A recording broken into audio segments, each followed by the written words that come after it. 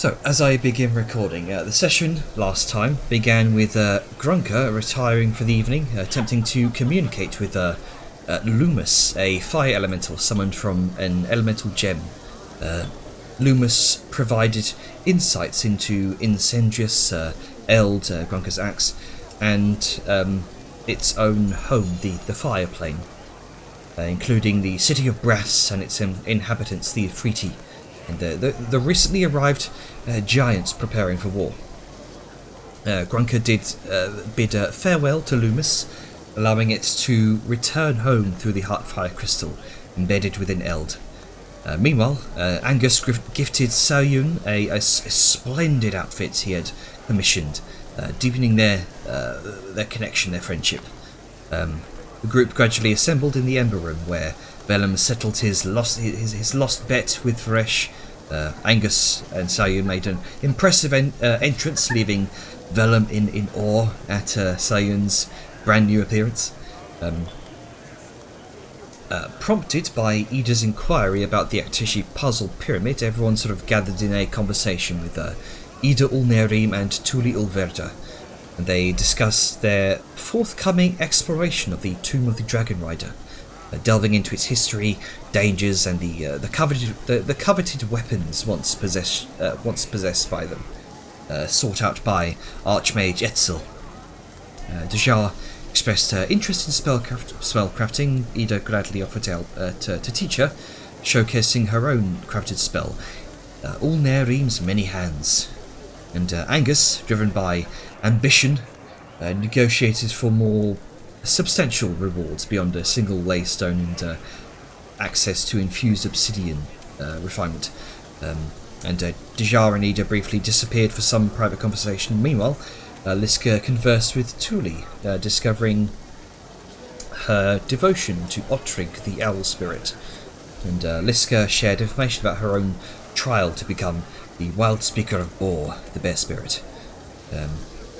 And during that conversation, Tuli revealed hers and Ida's plans for pearl diving in the Acturian Gulf, leading to an invitation for them to join your group's expedition to retrieve different types of pearls in the deep waters.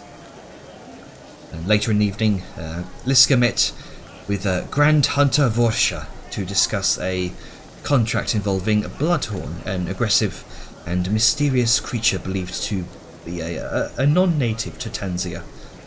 And while Liska postponed the accepting of that contract, she offered her assistance in dealing with a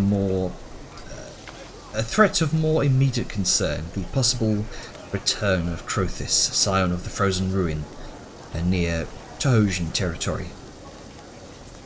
As the evening progresses, more drinks and conversations are had. Shall we begin with this conversation between Angus, Sayun, and Vellum?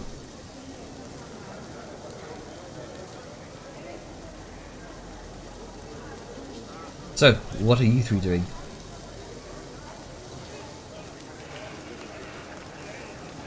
Hello? Having a coughing fit, sorry. There you go. Yep. So I think you're one of the bar areas, or a different table. We had moved off a bit. I imagine so. Yeah. Yeah, I presume the socializing and drinking is sort of fragmented a little bit, or it's just sort of become looser. Yeah.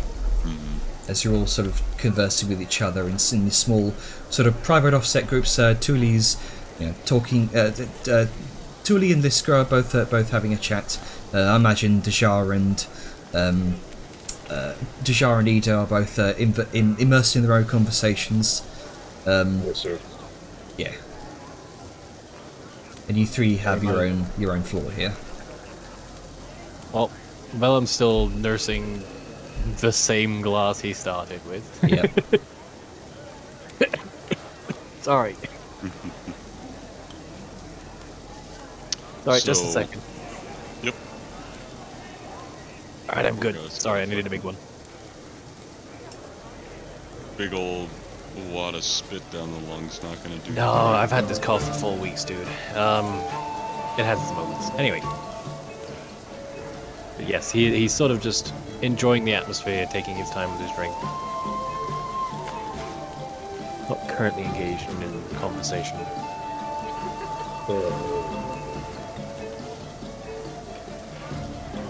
Alright.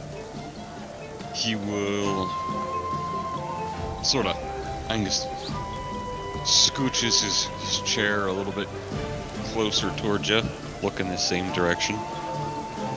So, how's the evening treating you, lad? Surprisingly well. It was a bit of a shock, the price tag of this thing, but wager's a wager. Aye, that's why you'd be careful with making a financial wager with a lass of Rasmund's wealth, you know. If she can afford us, well, this ain't not but a drop on the barrel. Right, Well, man's I'm clever, eh? just surprised she could handle it, the spice as well as she did. I might have just been lost in the moment and enjoying myself too much to actually remember that it was a wager. You looked more like you were focusing on scarfing them down rather than enduring, you know. You are right there, my friend. We'll have to make a habit of getting you some more spicy things. Well, it was nice to have a taste at home at least. Hey, And hey, you picked up a new recipe as well. I sure did. I sure did. And a spicy one at that. As he lifts up his little glass of spiced meat. Speaking of spices and the tastes of home, how are you doing, lad? Phil's just gonna look at Angus. Does he look like visibly drunk? No. In fact, he leans in just a little bit, like one eyebrow, you know, doing The the eyebrow rock, dance. like lifted way up. And he's kind of looking at you for a moment, and then his eyes kind of quick side glance to Sal and back to you, back to Sal, back to you. I'm fine. Are you fine? Are you alright? I've never seen the sauce hit you that much. What are you doing with your eyebrow? No. Trying to be a little tactful. I'm just worried if all's well with you, lad, because you kinda... Well, you got blistered like a wee little schoolboy and ran off a bit. And you were stammering, and I don't know if sauce hit you hard too, or if it's something else. You can see like the And gears me- turning. It takes a moment and then it clicks. Oh, I was just surprised, that's all. Mm-hmm. Aye, it's definitely a surprising change. Very different change than I'm used to. Nothing else. I want to say I'm right here, but I am enthralled almost by the conversation you two are having. Well, I was trying to be tactful. I'm aware, and I'm also aware that Willem seems to be a rather more courteous than usual. I am also right here. I'm fine. It's nothing weird at all, and all is normal. His body language is definitely like he's like looking forward again and finishing his drink off. That... He kind of looks I don't think Angus even needs to make an insight check for You that. know what I was about to say? No, no motherfucker. A blind man could not need an inside check for this. Yeah. Okay. Now, did I unknowingly step in on something here? Huh? What do you mean? I mean, Will. The way you're kind of reacting. I didn't know if you already, Alright, the truth is, it is a very lovely outfit, and it looks very nice. I just did not want to be weird and stare, so I didn't want to know what to do with my eyes. Well, about a third of the people within the Ember Room have been staring at me at one point or another. that's kind of the point. I understand that. Now's... I didn't know if... Well, I hadn't seen anything like this before, so... Now...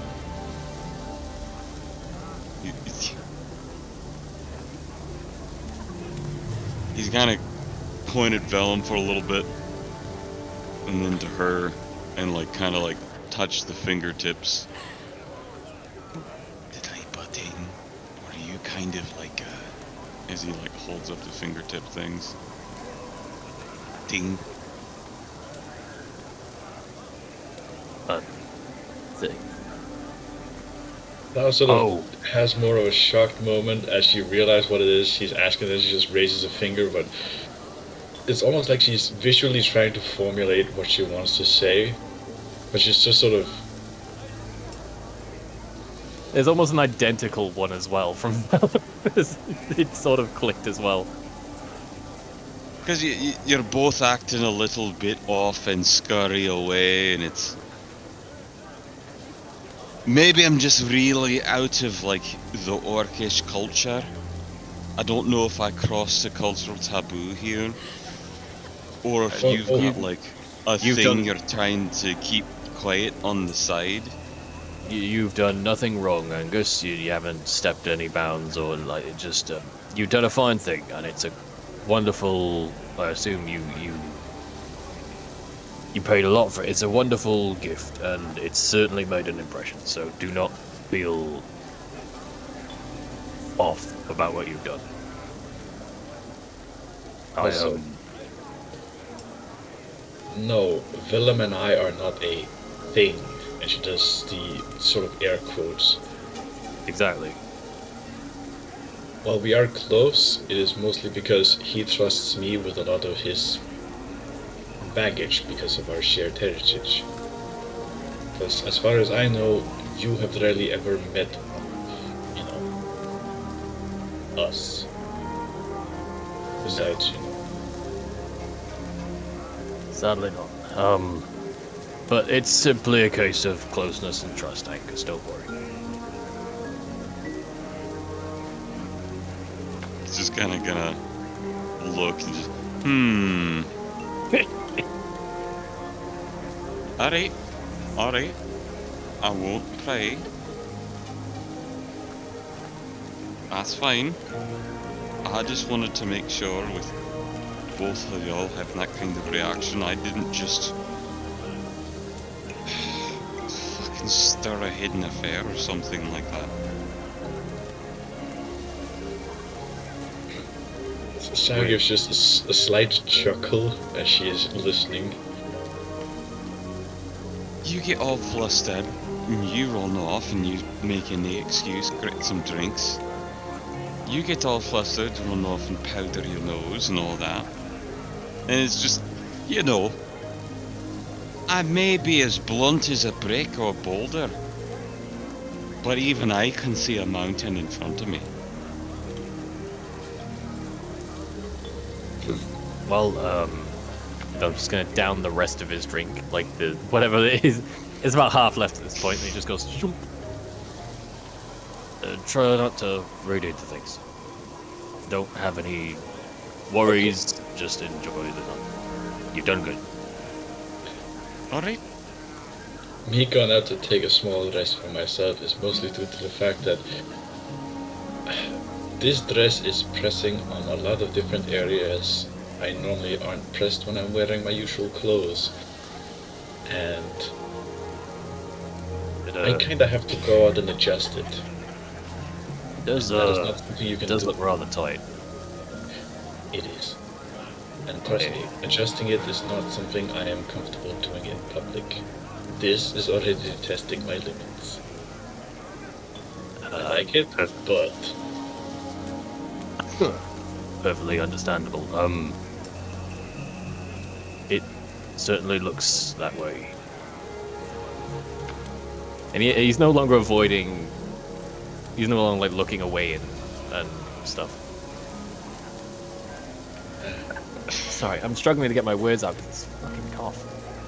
But it fits him perfectly at the moment. Right, I just know. Back in my home, sometimes things like this would happen, and it would mean a very specific thing. And I wanted to make sure I didn't just stir shit in the pot. So, Why would you shit in a pot? that's the thing, you don't want to shit in a pot. But if you accidentally use the same spoon you for scooping shit off the floor that you use for fucking stirring the pot, now you've accidentally just put shit in the pot. I think I get the metaphor. Woven society is weird. But yeah. What?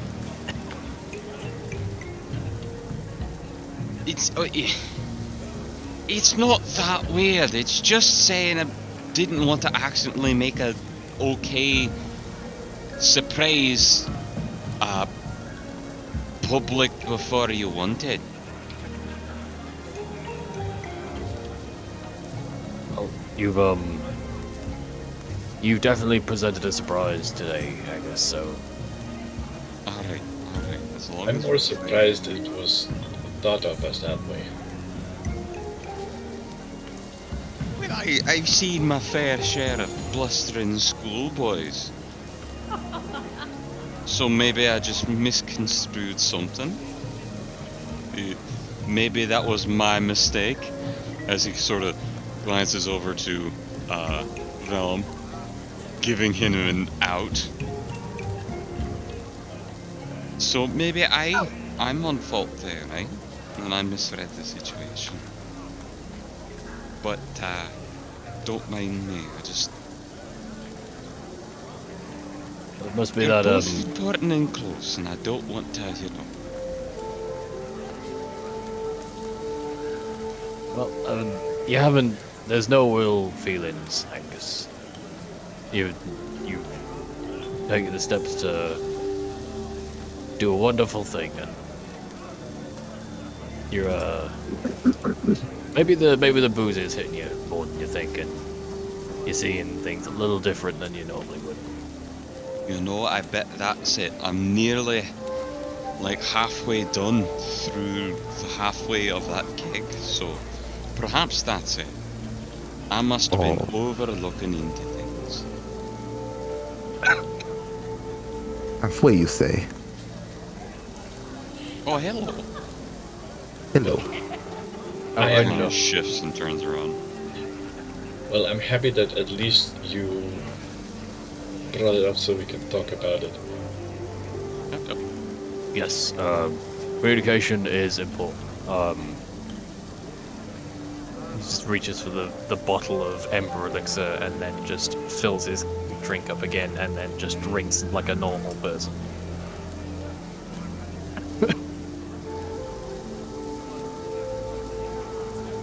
And now you're no longer sipping your drink. Well, I that I mean- am not. I mean, I bought the damn thing, I may as well enjoy it. Booze tastes better the more you drink it. Well, I'm I'm gonna stay sipping on the mine. lighter side for tonight. Mm-hmm. Before I forget, and we get lost in booze, Dejar, what brings you over to our neck of the bar? Trying to get a spiced ale. Oh. Just... Have you considered just raising your hand? No, I was simply watching. I didn't want to interrupt.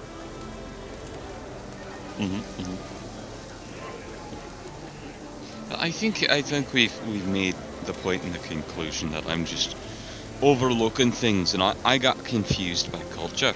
It kind of looks to the two and nods. All's well.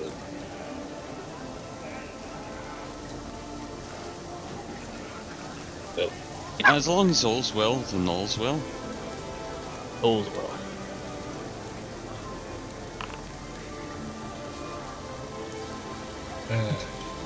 The fuck I it's did been an advise- interesting evening so far. That it has.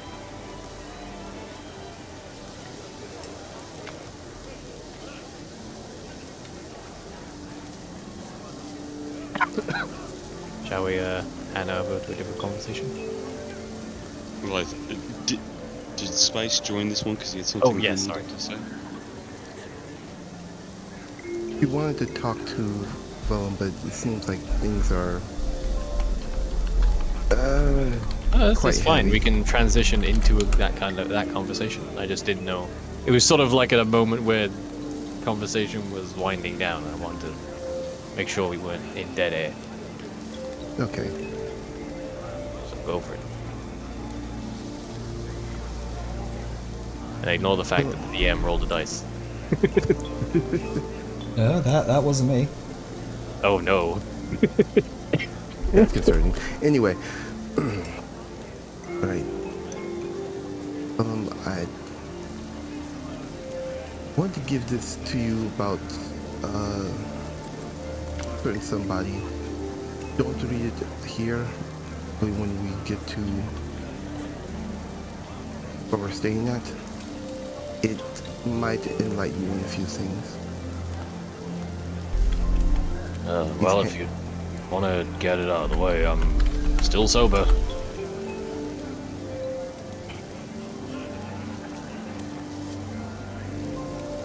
When I was reading the Black Leather book, particularly about her, a certain lady, she was more referring to dirty blood. And it was more in reference to her father and herself. Kept mentioning it throughout her entries. I could count 20 times, in fact.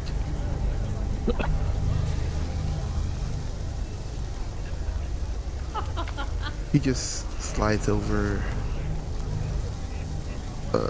something she written down on a piece of paper to Vellum.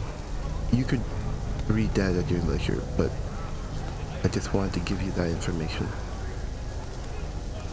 Oh, well, I know you wouldn't come to me like this if it wasn't important, so thank you.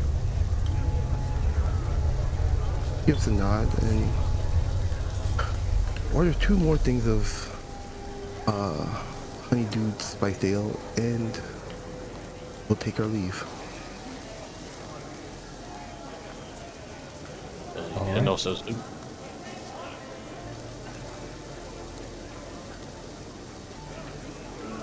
Say what? Say what? sorry. Dejar mentioned about, like, heading off. I didn't quite catch Yeah. the end. He was about to just give him a brief nod and just go slither back off into where Ida and Tuli are staying, like sitting at. Okay. And just to clarify, Sneck slid something over. Yeah, translate papers from the leather book, Okay. Black Leather book. At least All right. 3 or 4 entries. But Velm can read them at leisure. He will carefully pocket them for the moment. I shall make that available for you to read then. Huzzah. In fact, he goes to put it away, then takes a swig and reads it. Okay, so if you go ahead into the journal tab and search black leather-bound journal. Oh. In my journal? No, in the directory, the very top right. Go into journal and search Journal. Yes, there it is. Okay. black leather-bound journal.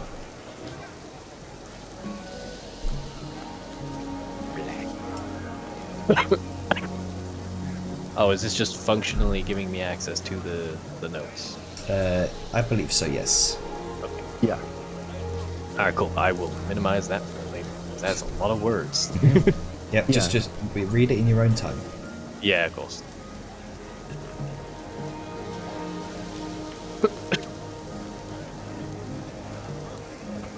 Did anyone want to do anything before I do another thing?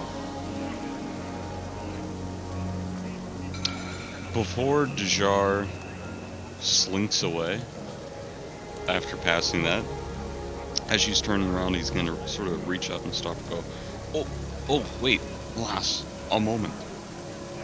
Yes.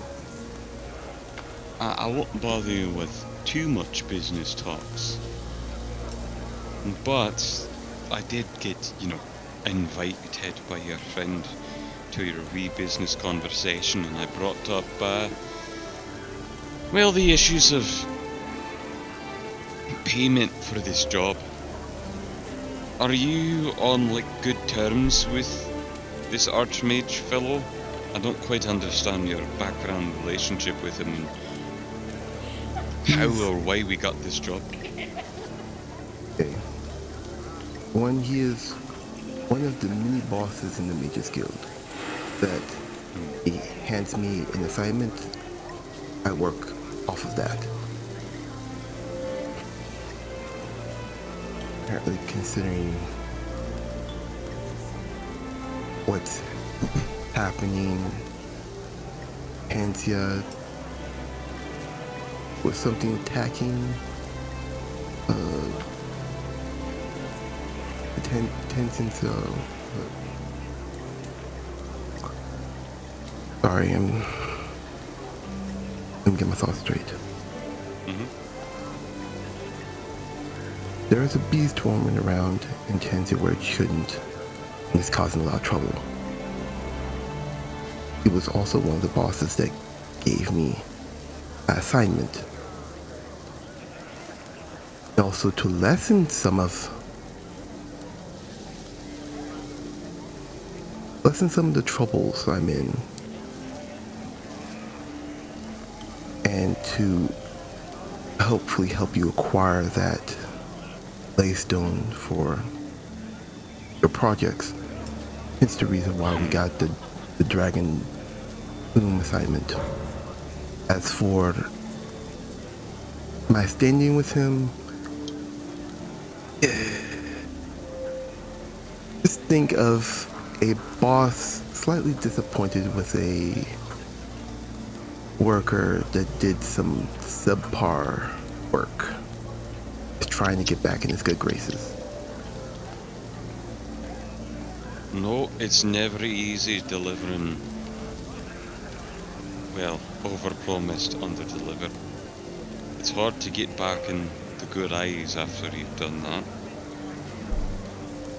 Well, then, we'll do it right. I had the thoughts of trying to renegotiate the value of this, and saying, well, if they don't pay us properly, why would we do it? But if it's for your reputation, I suppose that's a different matter now, isn't it? Can't just choose not to. Well, here's the thing. You had the key. You could have simply said no. Well, didn't want to we do were it. kind. ushered and rushed out at It's the still time, we didn't get the chance to discuss compensation. That's true. Okay. I'll tell you Rather what. than that, huh? I had the idea to, since that was kind of your concern for compensation, I can try to talk to him and make it sure that he's aware of your concern, and then you can bring that up to himself.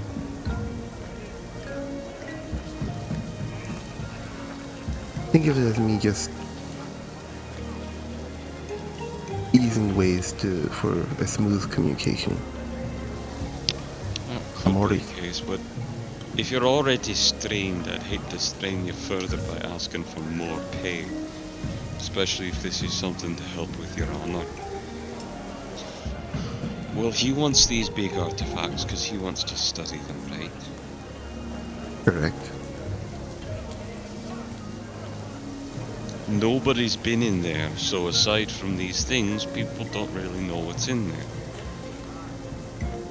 Would it It's be also in the fairness of an academic pursuit that, while we're in there, what's to stop me from taking some artifacts I want to study?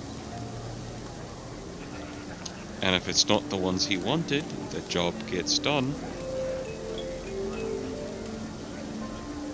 Is that something that would sort of abide by the rules of your guild or whatever this is? He I wants. don't want to do something that would break the rules. I'd rather...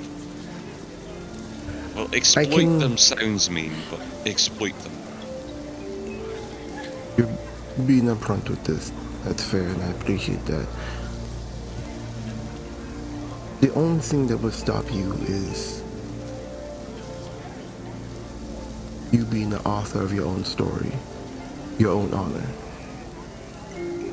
That being said,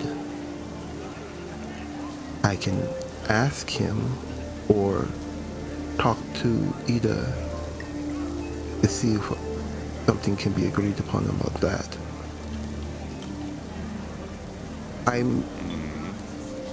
You realize I work as a bounty hunter and I work within the laws. This is a gray area, as it were. So I'd rather cross my T's and dot my I's before doing anything.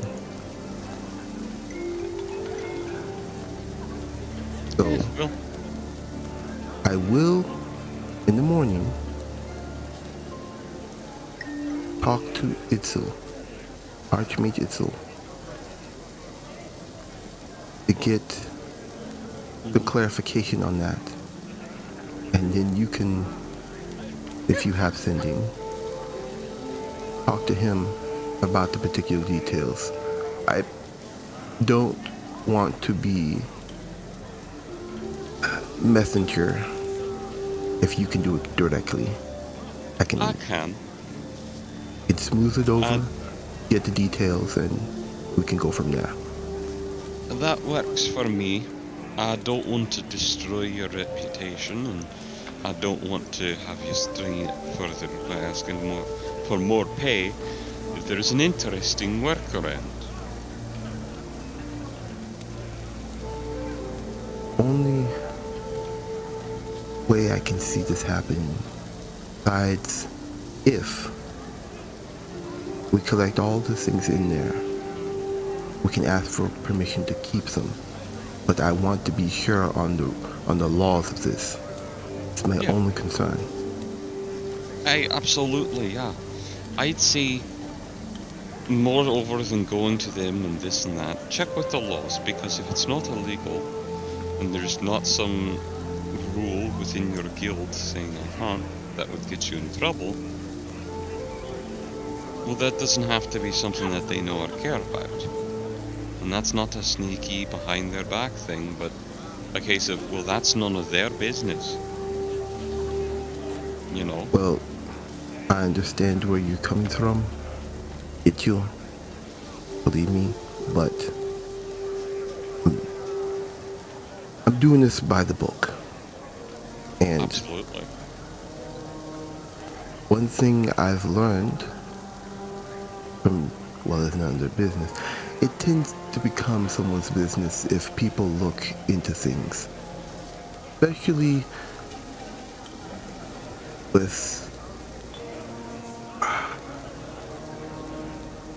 how would I say, well-educated and powerful scholars. I've tried doing something like that before, and now my honor is in question. Again, let me do it my way. And I'll see if I can move things over for you. Alrighty. That works well enough for me. Oh. Is there anything you needed to say? Talk about this at all?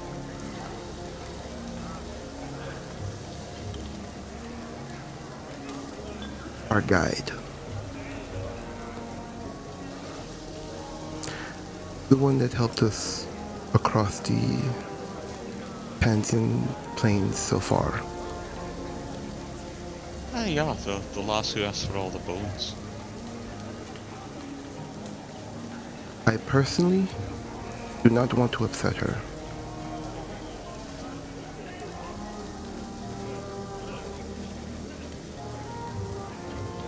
And I may, probably tonight, probably in the morning, I'm going to let her know. She doesn't get upset, because she was upset the last time when we did that thing at the other tomb. Are we taking her? Instead we're teleporting, aren't we? She's still our guide. Irregardless, he'll be coming along. Okay. I didn't think that they would be coming into the tomb. It seems we're on different page there. Thanks for bringing that up. No problem. Yeah, let her know and see how she feels, and if she wants to come along and do that. Because if allowed as part of the payment, I will absolutely take treasures of a lost empire. Otherwise, you know, I'm just worried about the fairness of this payment. I got you, and don't worry, I have that. I'll get that squared away. Okie doke.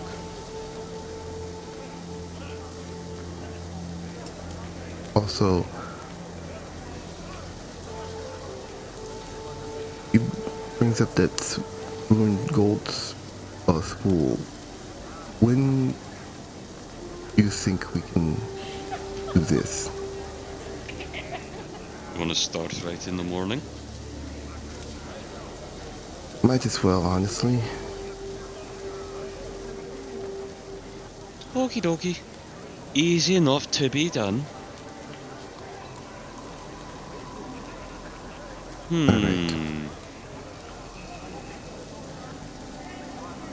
You see him sort of side-eyeing towards Grimwald, the dwarf in the corner.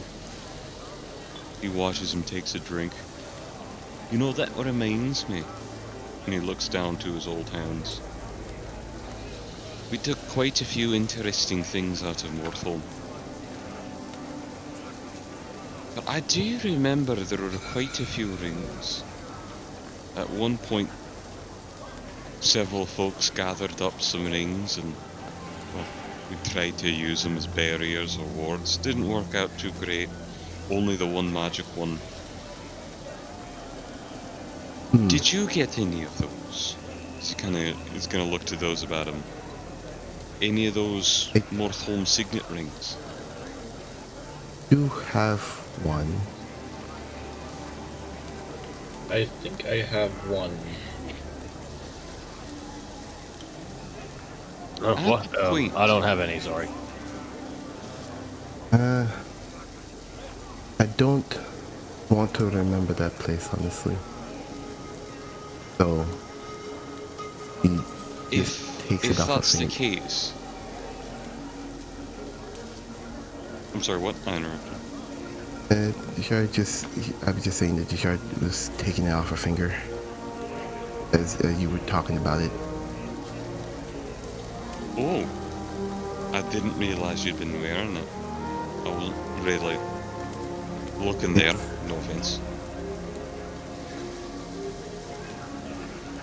Yeah, you don't want to remember it, but you're wearing the ring. You sure, lass? It's not. I remember why we went there. I remember what we did. It was good. It was just. I remember the journey, and that's something my people call a way.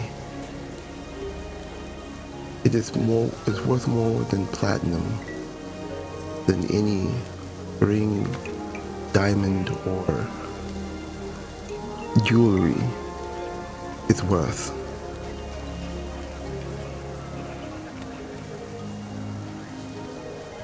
For us, stories are like a dragon's hoard. There are woven tapestries of living history. I do not need a ring.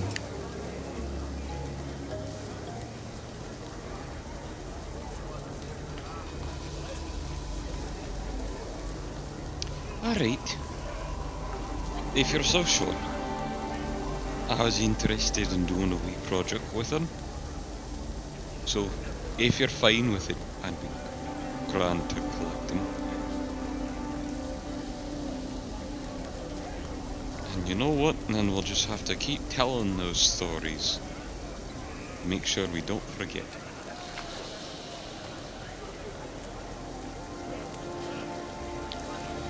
That's about all I had to say. At least on business, you're welcome to stay and have a drink if you wish. Or did you have more business to attend to? As he points towards Ida. It was just one question I wanted to talk to, and it was not Ida, it was her friend. Oh. The big one. Yes. So I'll be right back, I'll take care of that, and be back in a moment. Big thumbs up. Gives a slight nod and a smile, and then feathers off and where Ida and Tuli are. Alright. So, who's going first? You want to do Grimbold and Angus? I just had a thing. What's the word?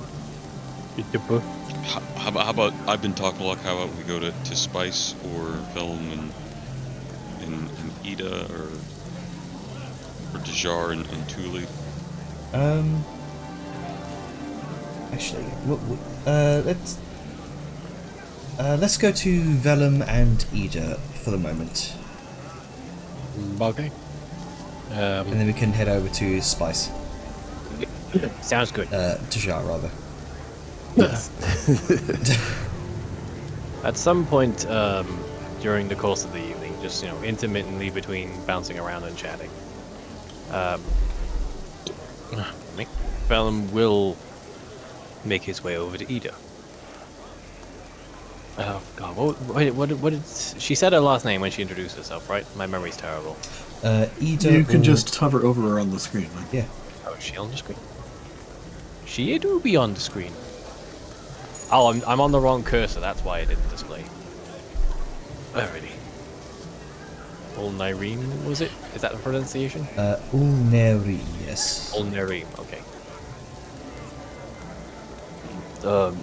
Miss Ulnareem, if yes. I may have a moment of your time.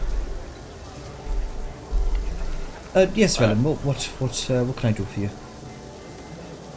Well, Dejar seems to hold you in a good deal of academic esteem, and I wish to pick your brain, as they say, about a particularly niche subject.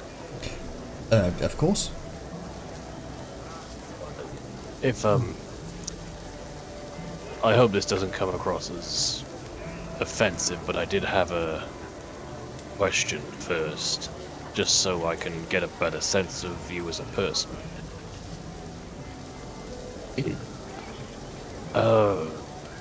In regards to your profession and your goals, whom, may I ask, are you beholden to? Well, I am beholden to the Maroon Palace. I am its master archivist, you see. I was once beholden to the Ash Legion as one of its navigators, you see. But I've retired since then. And everything you do is committed to the Maroon Palace and those therein. Am I understanding that correctly? Yes. I apologize if my pronunciations of your tongue are a little lackluster, but At that point, he'll switch into demonic. the subject matter is not suitable for open company. At that point, she also switches to demonic and says, "Oh, really? Would you prefer to have this conversation in private, then?" That may seem to draw more attention to two people who have been sharing a drink. Draws less attention when whispers are spoken. At At that point, he'll sort of just sit next to her. she kind of leans in close. Well, gives a slight lean in, says, as this almost dour expression comes over her face, as the air of this entire conversation now has sort of become more tense, you feel. Velen, what's on your mind? During our travels, we have met with many groups of people. Some who are outside the law, or those who have questionable motives.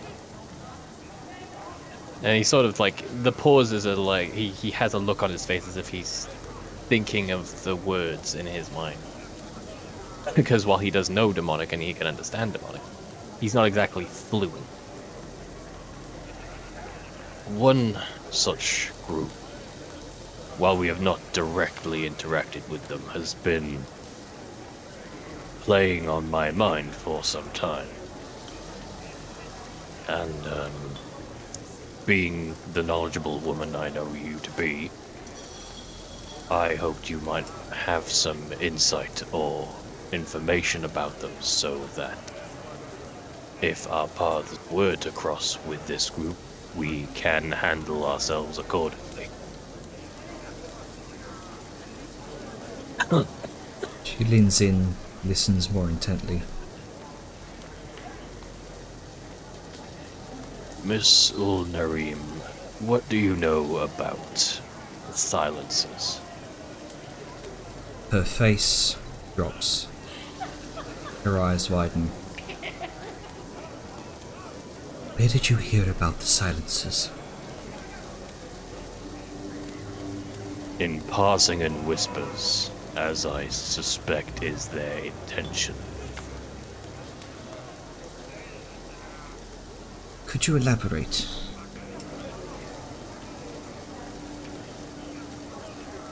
I heard about them long ago, and even perhaps saw one conversing with a contact of ours, whose name I will not divulge for sake of safety. Beyond that, I know little but rumor of their practices. These rumors being similar to old stories of whisking away children in the night and training them for their own ends. Go ahead and make me... Actually, what's your passive deception here? Oh, deception. I didn't even know there was a passive deception. 12 apparently, because I'm not trained in it and I have charisma +2. Her eyes meet yours, and they sort of dart from one eye to the other. She's reading you. There's this. She gives you a dubious look, and an understanding nod. She's seen through you, but she's not going to pry any further because of the subject matter. And I can tell that? Make me an insight check. 15, you can definitely tell that. His demeanor does shift very slightly, mainly in the sort of facial region where there was that tension of uncertainty. There's a little bit more of a mutual unspoken understanding. Well, I know more about the silencers than most others back in my home country. They're an order of intelligentsia, spies, information brokers, and other agents.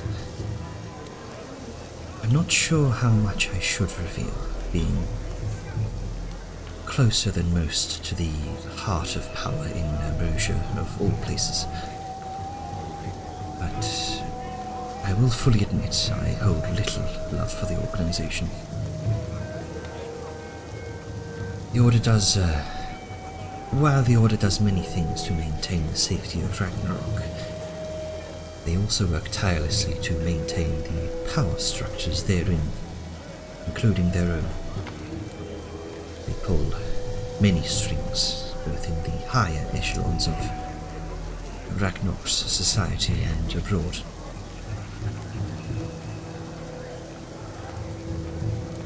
And forgive the blunt question, but are they malicious by nature? Well, there are those who say they are responsible for many rebellions across the seas in smaller, politically hostile nations. Others say they partake in ethically dubious experiments to maintain the upper hand over other rival powers. While tensions between Ragnarok and the Commonwealth have largely simmered after the Crusading War some centuries ago, from what I've read, some say there's still a secret war raging in the shadows between Silencers and the Chalice Inquisition. So they do act beyond their purview. to other shores.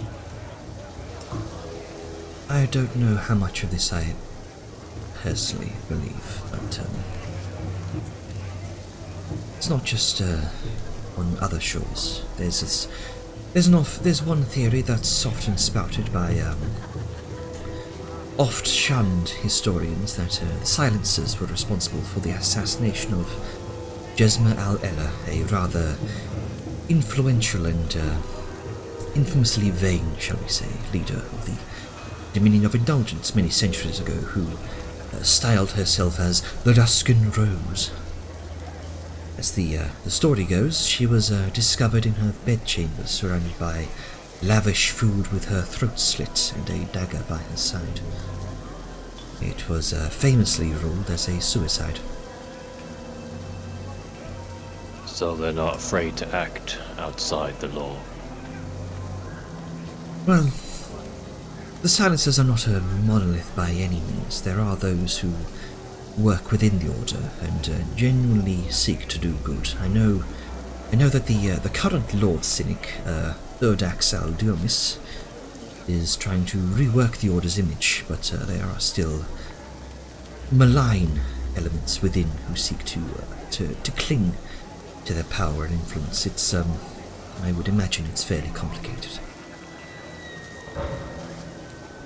Now the main question I have. If our paths, sort of gestures to the rest of the group in a very subtle manner, were to cross with this group, which seems not likely, but our group has a way of meeting the unlikely. How can we best protect ourselves from them?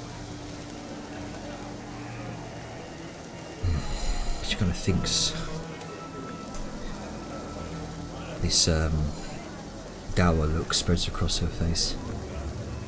If they do not need to act within the law and are not beholden to it, then I need to know how.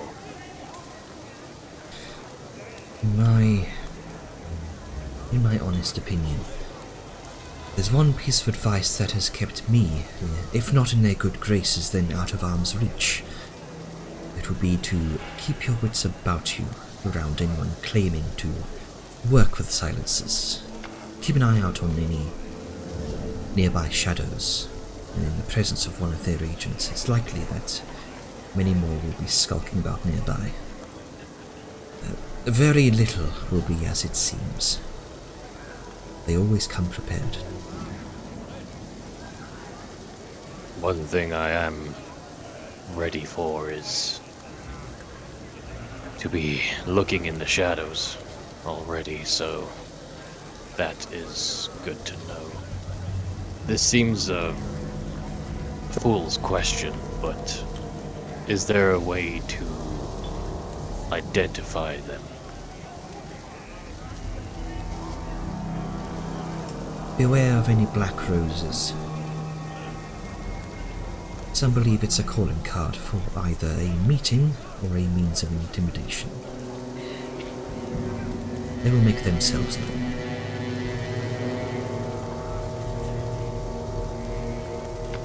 So just to clarify, beware black roses? Beware of any black roses, is what she said. Just writing down my notes. Am I led to believe that, caution aside, the only means to deal with them if they are seeking something they shouldn't is conflict? Personally, I've often found that acute and shrewd diplomacy is the best way of deterring them.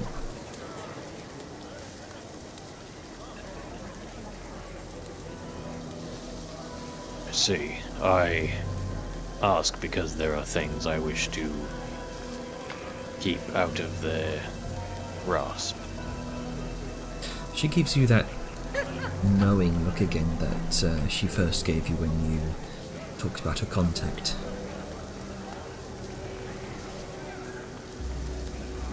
You gather she has some idea what you're talking about.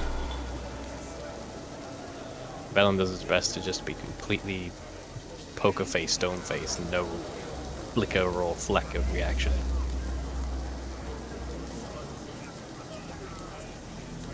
As people who have seen and learnt and gained many things, you can understand why I'm protective of said things. I understand. I understand perfectly. Best thing I can do, best thing I can say to you is to,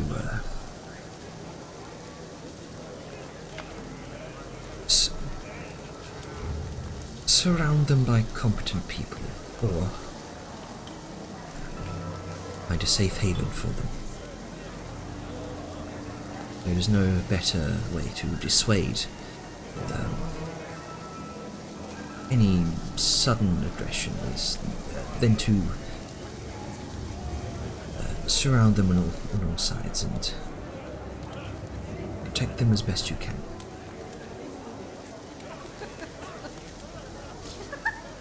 I am confident in that much, as I have with me a wall, And he gestures to Liska. a keen mind, versatility To Jar. stoicism in the front of anything, And that much to Angus. and ferocity.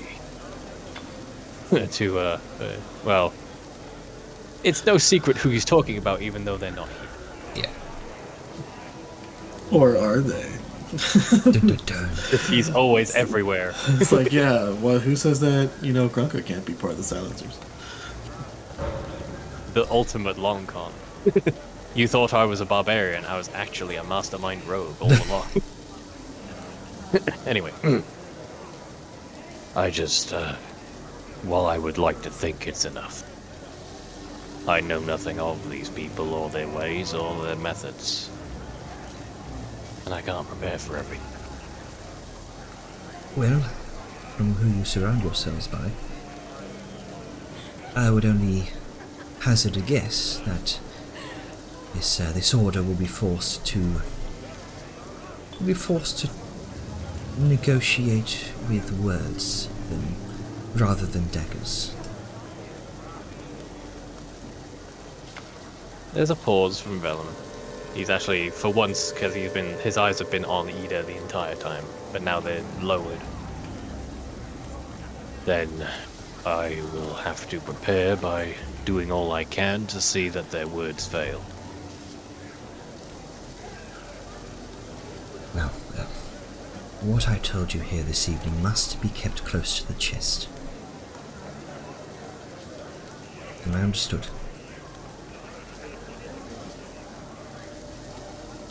Miss Ulnarim, I don't believe we ever had a conversation. And he'll switch back to trade tongue. She gives you a very Okay. subtle wink. Can I get you a drink? Oh, I'm absolutely fine, my dear. Tui and I are probably going to retire early for the evening. Well then, I'm thankful for the pleasure of your company. And he'll do the proper thing in certain circles. Take her hand gently, kiss to the back of the hand, and let her go as she pleases, with no one the wiser. Yep. And not before she, Jajar, you wanted to talk with Yes, Tuli. of course. Yeah.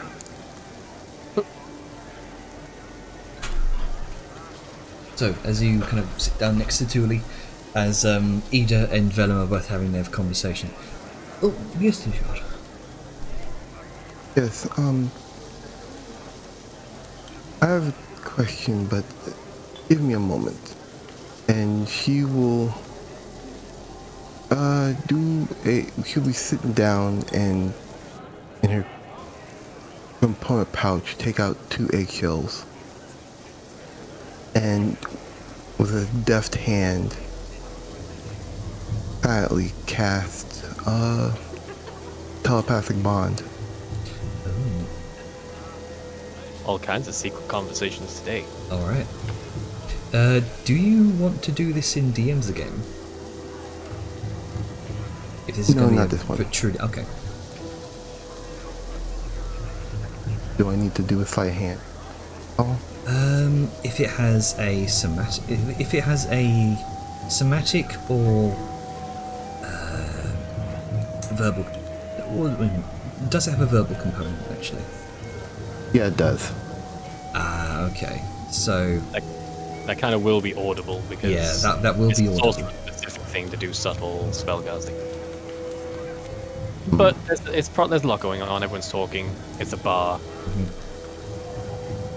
Ida's literally been casting magic since we got here. Yeah. She's been drawing the curtain and sort of demonstrating her spellcrafting to you. I can't imagine that this would be such a showy display as it would that. So I'll say, just for the sake of it, make a sleight of hand check. Just see Okay. how sneakily you can do this. 22. Without much issue, kind of hush your voice, weave that incantation with the eggshells, sort of disintegrate with the components of that spell, and you feel that connection being made. Right, now that we can talk without any barriers, how is the place for the egg?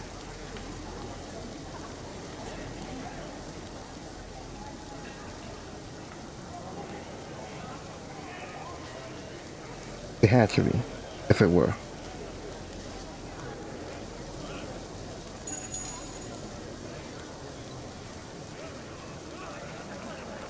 See any of that? You there, Jenner? Oh no, did Jenner explode? Oh no, Jan exploded. Well, your spell was too powerful. The feels when the DM explodes. Damn. It's always worse when it's right when they're supposed to respond. You think they're just ignoring you for a while, or they haven't heard you. In reality, he's just over there like, "Ah!" as his cat internet likely is unplugged the wire. That's rough, buddy. Yeah, kind of sucks. Okay. In the meantime, we can say hi to the people listening in. Right. Okay, I'm back. Sorry, just DMs. Welcome back. So Oh. as Dejar and Tuli have a sort of a mind-to-mind conversation, shall we go over to Angus and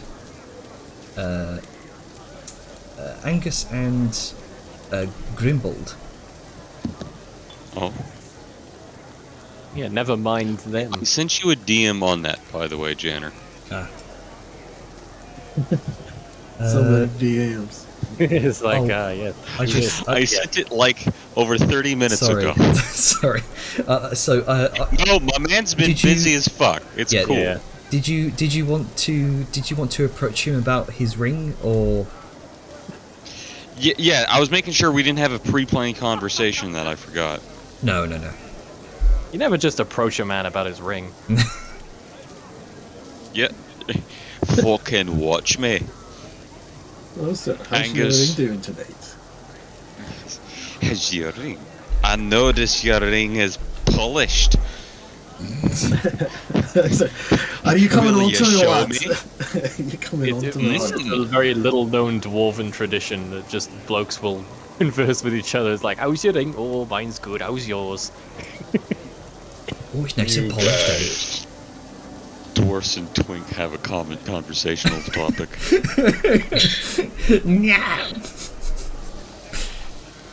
So, Well, at that, yeah, with the conversation done between him and the orcs, well, if you don't mind excusing me for a moment, I'll leave you two to chat. I need to go mingle for business. And he'll get up and he'll you know, with his spiced ale in hand, make his way over to Grimbold. All right. So you do indeed see. You look down, you see that the familiar guild signet ring crafted of silver upon Grimbold's finger that you've been noticing throughout the evening. A simple hammer and anvil marks the symbol of the Confederation of Clancrafts.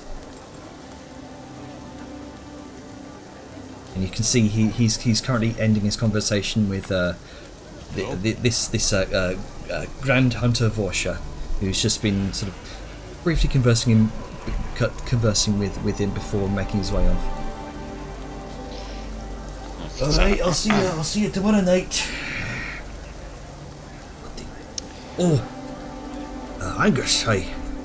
Hello. Aye, hello lad, fancy meeting you here again. Completely unexpected, seeing as we came here together and planned to. Like, Aye. I thought I'd leave you to your business, and I couldn't help but notice that as he sort of shifts his hand and he swirls his drink, one of his many rings he's wearing being his signet ring of the Confederation of Clancrafts, I couldn't help but notice that you and I actually happen to be part of the same confederation. Oh, you're in league with the Confederation of Clancrafts too. Aye, at I am, lad. At I am. Aye, did you see you were an artisan when we first met? Did you what? Did you say you were an artisan when we first met?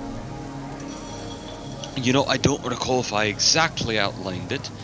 I did mention that I made some things and, you know, little weapons and magical trinkets and the like, but that doesn't necessarily infer membership. Aye. So, that must have been on me. Well, it's good to see a fellow guild member this far from home. Oh, gee, he kind of eyes you over. If I guessed correctly, you work with runes, lad. I do. A long way from the pastries where I started. Oh, a mighty prestigious profession. I craft mainly in hides and claws of mighty beasts myself. Mighty beasts, you say? Hey, you see this cloak? He kind of shows off this great big mantle of glistening black fur. I felled a mighty dire boar years ago when I was a wee beardling. That's impressive. You see these scales around my belt? And he kind of shows off this this beautifully kind of scintillating pale white belt comprised of scales. It's a young white dragon hide. Felled it 6 months after I first took the oath at the shrine of Casmorg. Oh, now that's something. You know, it's not every day you get to make an oath to Casmorg, and within the year fulfill a promise. Oh, aye. Still got a ways to go yet. Aye, it's... One of these days, when I fall to some mighty beast, and my name will be scribed into the halls of my home. My home. He says a home. Yep. Aye. It's not easy finding something that you can't fill. It's also A worthy attempt, but not a foolish endeavor. Any man can go out and die trying to fight the sea, but that doesn't make his death an honorable one. You know, So, part of me hopes that that contract falls through and you kind of kill Bloodhorn. Be a mighty fine to fight that thing. Save some for me. he's thinking. He's scratching his newly bearded chin, and the vein on the side of his shiny head twitches ever so slightly in thought. Clearly, brain stimulated from blood flow. That gives me an idea. Did you talk to Grand Huntress Aluma? Did she give you a verdict? I don't think she's given me a verdict just yet. But, Well? I know her. Grand, Vorcha was just telling me about her. Some mighty high status. I'm not gonna... Out of fairness, I don't think I should pester her. Well, if she decides not to take it, and she's not comfortable with it, because the rules, the contract can simply expire. And in the meantime, well, I guess you might just have to turn to some friends of the clan to get the business sorted itself. And you know, it's not an official Grand Huntress lodge contract, and you don't have to worry about the political nature of one keep working with another keep on who has authority, this or that, or the lot, as he sort of wiggles his fingers. It's Aye. a complicated matter, but the life of your lads are probably a lot more important than, well, I don't want to say it's more important than doing things by the letter, because the letter's there for a reason, but, you know. Not all of my kind have taken the oath, so needlessly risking their lives would bring dishonour to the clan. Aye, I understand that. I understand that indeed. But the key word there is also needless. For those who have, or are willing to be risky, that could be a worthwhile risk to take. I've been doing some reflection myself on risks and the like and what to do.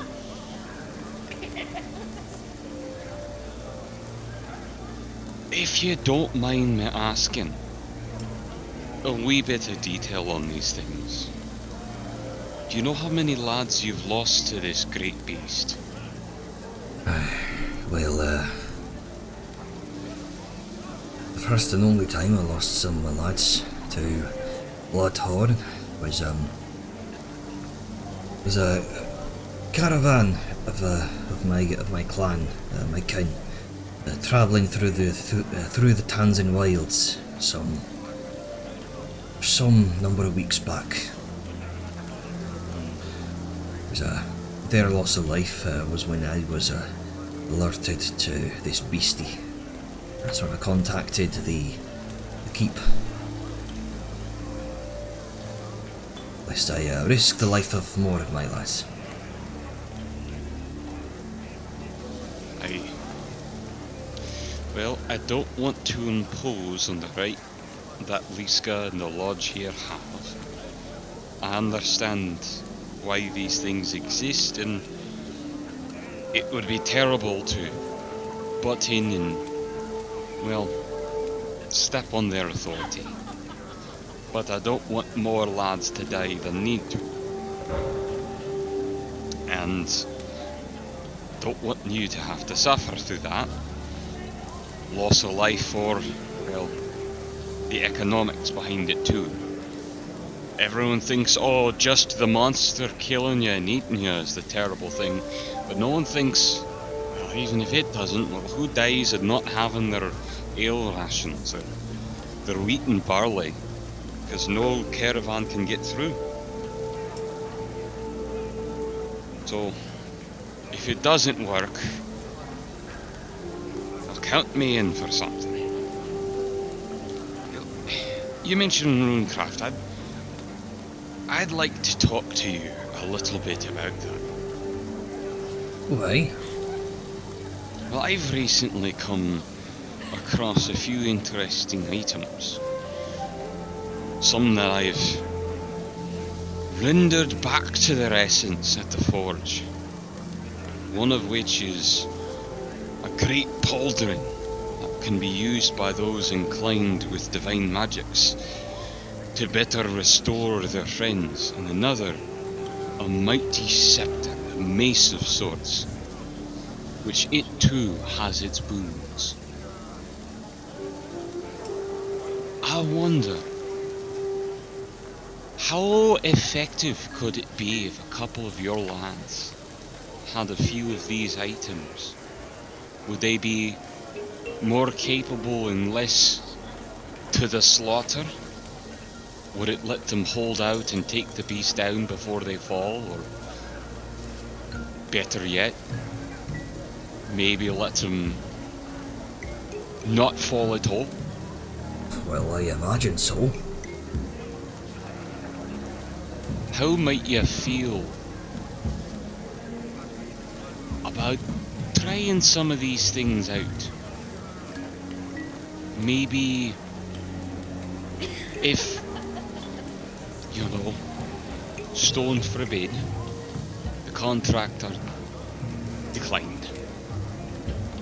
What if I help you and your lads be a little bit more outfitted for, well, a terrible fate? And help you out as well. Gather some of my most loyal berserkers. Outfit them with some of these maces, prepare them with hearty meal from this cauldron to speak of.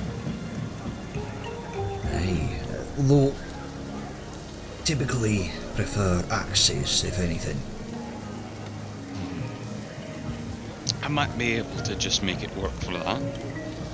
So long as they can channel some sort of divinity through their hands, work with some magic, and is that what fuels this mace or axe? I can see how it could work.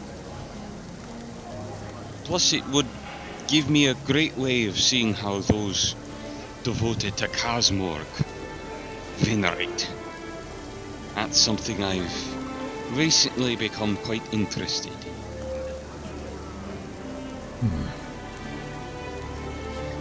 Well, I don't have a crystal ball. I don't know whether or not the contract will fall through, but killing this beastie. Consider it. We could consider it. Sorry. It says we can consider it a grudge made and a grudge fulfilled. Right. If that's the case, then holds out a shake. We'll solve that grudge. With a meaty hand grasping yours, he shakes it with surprising strength. Then it shall be done. Indeed. Soon we'll be departing for the Dragon Rider's tomb, a wee bit away. Some magic looks to be bringing us there and back far quicker. If you wish to muster any of your men, spend some time and prepare for this. in that time, hopefully, an answer will become to the contract. And either they can rally alongside us and earn some fame and experience, or if you see it best they not and stay behind, well, that's your rightful place to decide. But, regardless, even in the end, if there's no agreeance, I'll park my tank and I'll join you. We best wait until we see what the Grand Huntress has to say, and whether or not this contract falls through. But until then, I shall let my men know. Right. Oh, you'll have to show me how you work some scales like that, cause he reaches towards his bag and pulls out a handful of the black dragon scales, and interestingly, a little piece of parchment. I've been drawing up some designs for a new helm, you see, and I was thinking about guarding the neck with these scales that I got off of Mortathax. Nasty black dragon that 'twas. I can't recall. Have you told him about Mortathax? I believe he mentioned the name in passing when he was initially flexing. No, I don't think he did. Okay. Yeah, we might need the Black Spice, the archivist, to check that after the end of the session. Mm-hmm. I thought you were going to say Ark of the Covenant, and I was very confused. What? That's the case. He'll just give a little frank. Oh, it was a terrible black dragon ruined the necromantic cult, the one that took over the city of Morthorn, the signet ring I showed you. You told me about we killed her. We killed her a time or two, as necromancers tend to have a habit not to stay dead. And the first time I was able to get quite a few of reagents off to her, some of which I kept. The finer ones were these scales. I was thinking it would make a fine ornament, but to be truth, I've never worked with scales. If I can offer a little bit of a suggestion, it's not like a hammer or an anvil. You got to be delicate with them.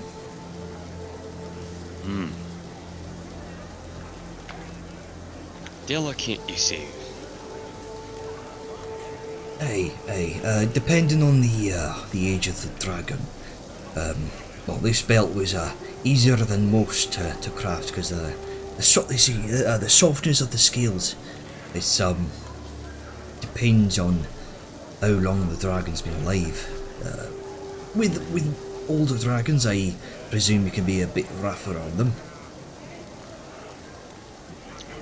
I believe this one was an adult, fully grown, but not gargantuan in size. Oh, mighty fine kill you got. I believe Liska's got the skull of her somewhere. They took quite a few of her parts. Impressive. But working with magic beasties and their components is not something I'm used to yet. So maybe that can be part of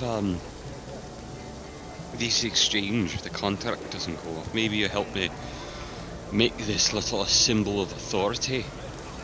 If you still recognize me. Winks. Gives you a slight smirk through his massive thick beard. Tell you what, if the contract doesn't pan out and we have to take on this beast ourselves, you help me with that. I could show you a thing or two about weaving dragon scales. That sounds like it's an adventure in and of itself. Grand, lad, grand. What? I think it's time for me to retire for the evening soon. Aye, I'm feeling the same. The warmth of the drink is quickly being replaced by the desire for the warmth of the downy bed. The warmth of the drink, sir, is something, eh?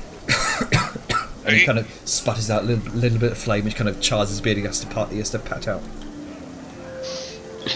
Oh, there you go.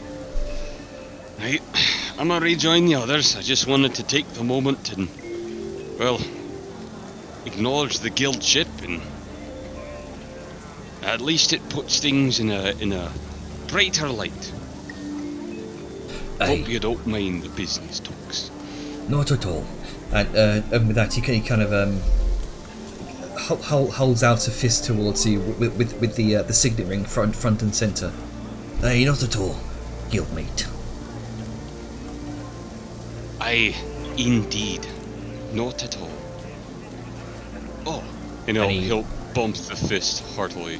Tink. The two signet rings tink together. Right, lads, and he kind of addresses the rest of his crew. Well, let's retire for the evening before we get too sloshed. Likely for the best.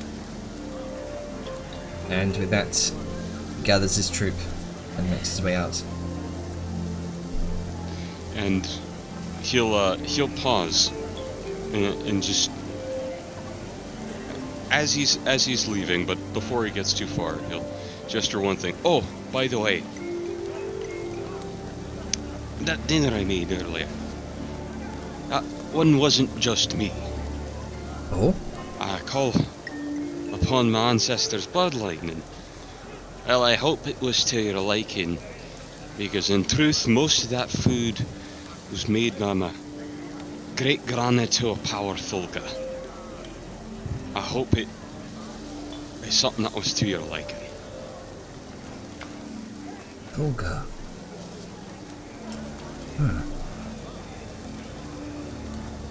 He kind of his gaze sort of lingers on you for a moment. Well, it was delicious. I'll tell you that. It reminded me of home.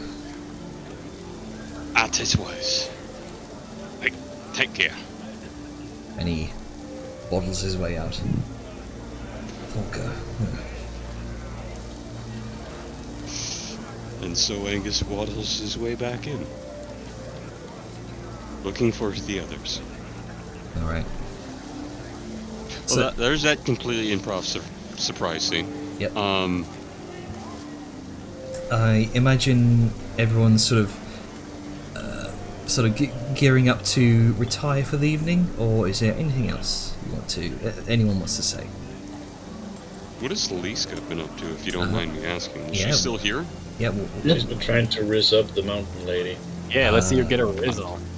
I remember her wanting to talk has to been. Tuli. Yeah. I mean, she did last session. Yeah. Like, y'all wanted to do a single conversation that turned into like 4 or 5. No, yeah. And she listened into Vellum's conversation because he decided to talk in demonic at a table she was sitting at. And he didn't try to be subtle about it. No, he's probably okay with that. Yeah. If there's anyone who would want to know that information, it's probably Liska. Yeah. But no, like, Ida wanted to retire with Tuli a while ago, so Liska's probably just been. She's also probably going to. I don't know. I feel like she might retire for the night because we're gonna go in the morning to do some pearl diving, and she wants to get ready for that kind of shit. Fair enough.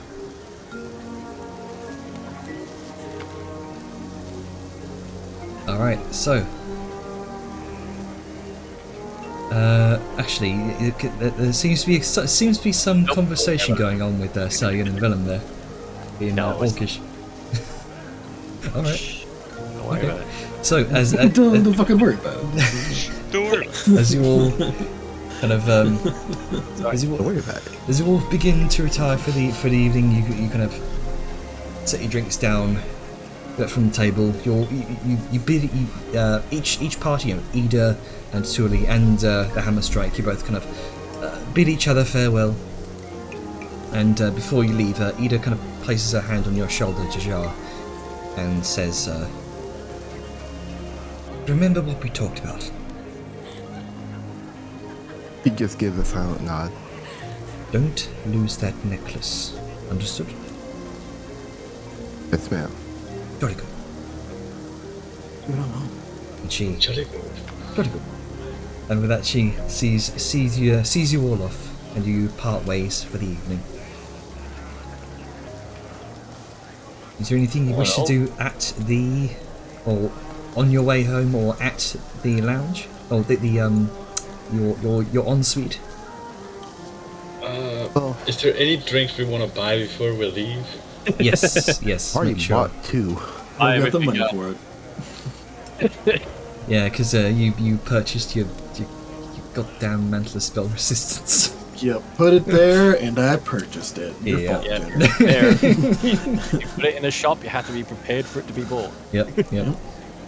But no, Velum's purse strings are already thoroughly snapped at this point. That was an expensive fucking bottle. Oh yeah. Oh, I got plenty of gold, but they've all been earmarked for projects. I got 2 drinks that I want to probably try and recreate later. All right. I will ask, mainly for Avon, do you want me to buy you some of those Tyrannotonics? Because they're insanely good for you. Is that... Hold on. There was one that...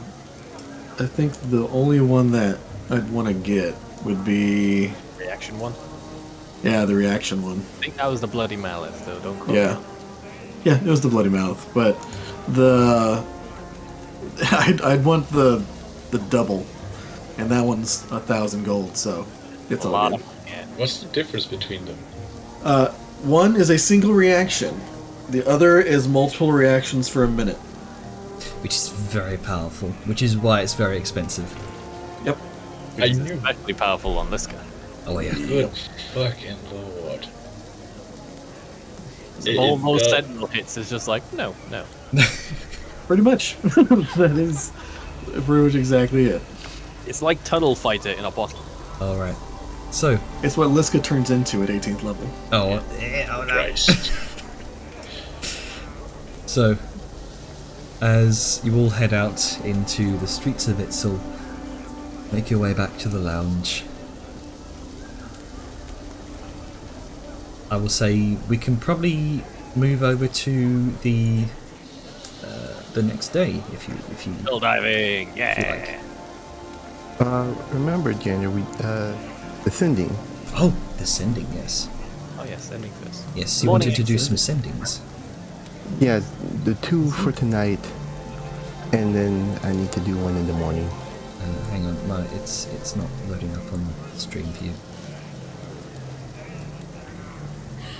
Oh, cannot canvas drawing failed. Hang on, What? Sucker. there we go. Okay, so your first sending spell, Dajar, you wanted to do what? Or say what? Talk to Boris. I have given Lady Ida information about the handyman, who I think has connections to the Herald. Yar is in the middle of it all. The response comes. This tone of confusion. Dajar, I am unfamiliar with this handyman, this herald of which you speak. More information would be ideal. Perhaps a written letter?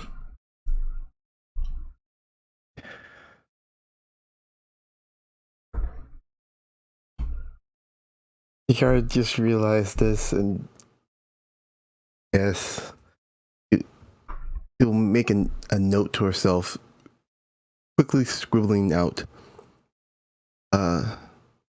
what she needs to write to Boris. Priorities. And then she'll go for her second.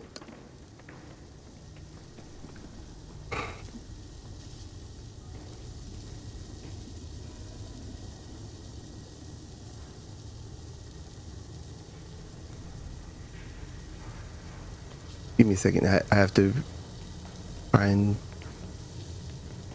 reword it a little bit since that reply.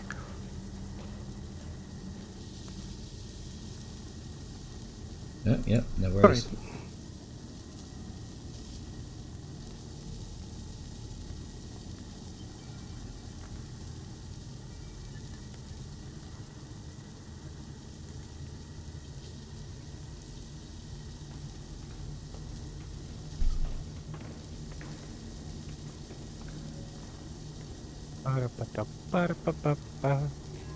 Alright. Just let me know whenever you're ready. We can probably pan over to someone else. Wants to do anything. Oh, No. Yeah, I'm still fixing it up, so you can pan over. okay. Is there anyone else who wants to do it? Is there anything else? There was mention of like mystery potions. Ooh. Not today.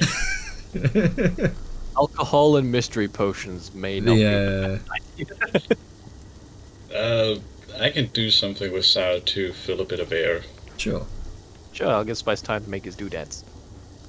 As Sao is more or less alone, as she's just undressed for the evening and just looking at the dress and wondering how much has she actually missed out on being so deeply focused in her own work and projects, pondering how much she missed at back home.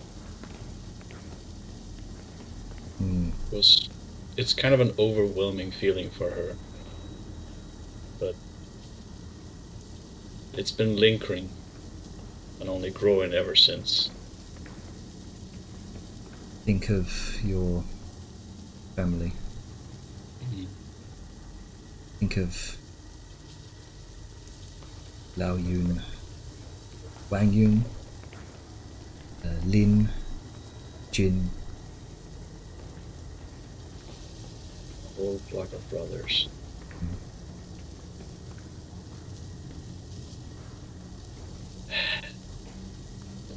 One day I'll return, I promise.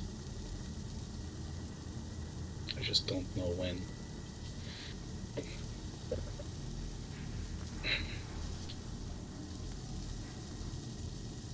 I should probably get some sleep. That she sort of quietly gets ready for the night. It's been a day. Oh yes. Okay, I'm ready. Fix it up. Nice. Okay. Our second sending message. Send a missive at dawn. The jar wishes to test her mettle after trials of life. How to be a dragon lance? The Kalia mentioned within the Morbog. The response comes again. Oh, glad to know Tekali is still alive. Then there's a pregnant pause. Dragonlance. Dejar, a non-dragonborn dragonlance is unprecedented. A dragonlance warrior must endure hardship and raise their own wyverns.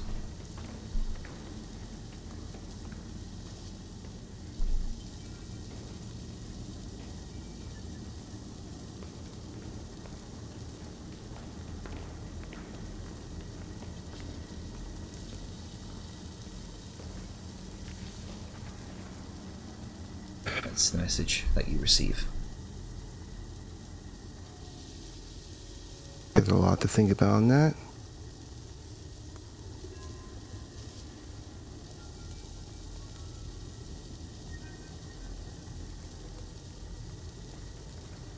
He goes through her bag of holding, and you find something that she forgot about.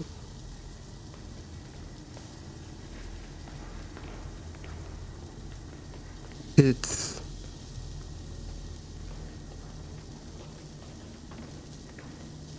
a flower.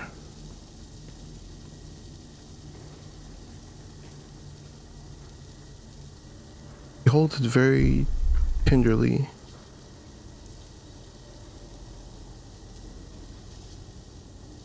Need to check up on him. And then she does another sending, hoping that the recipient is still okay.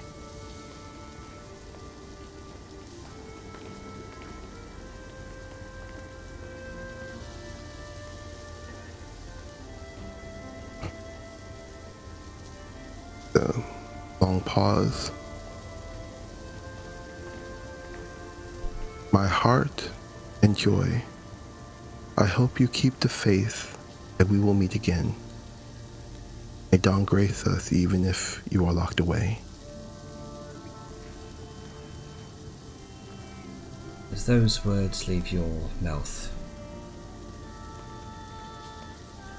there's a lump that's caught in your throat.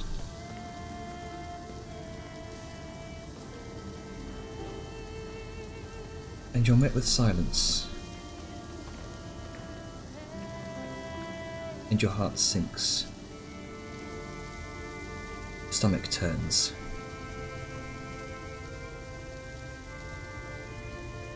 And then a faint, weak voice peeks through. A voice you've not heard for so agonizingly long. Dujar? You're alive. I feared the worst. I'm alive. But not living. I'm locked away like a prized pet in the Lich King's slave quarters.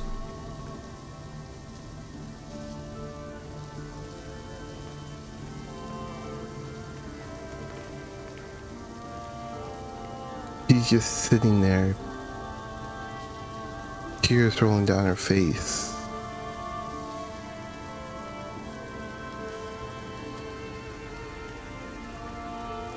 She repeats the words again, even though with no spell.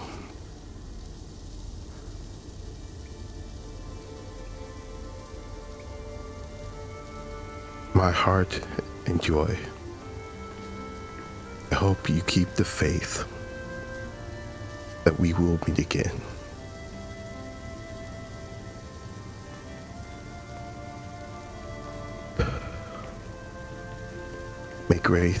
May dawn grace us even if you are away. And she just sits there in silence.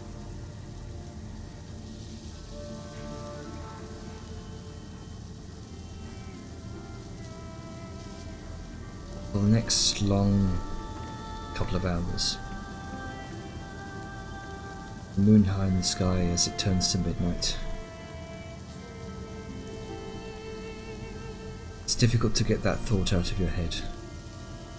But what Varys might be going through. But one day, mayhaps, we'll get him out of that place. Awful place.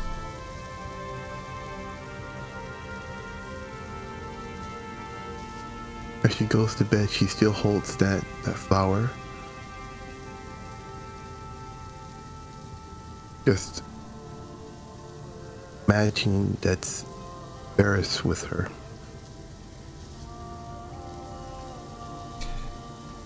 And for one of the first times in a long time, you kind of coil up to sleep. Coil up a little tighter than usual. Make yourself smaller.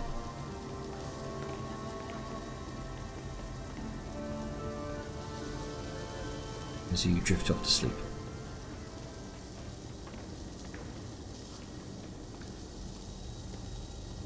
And morning comes, without issue.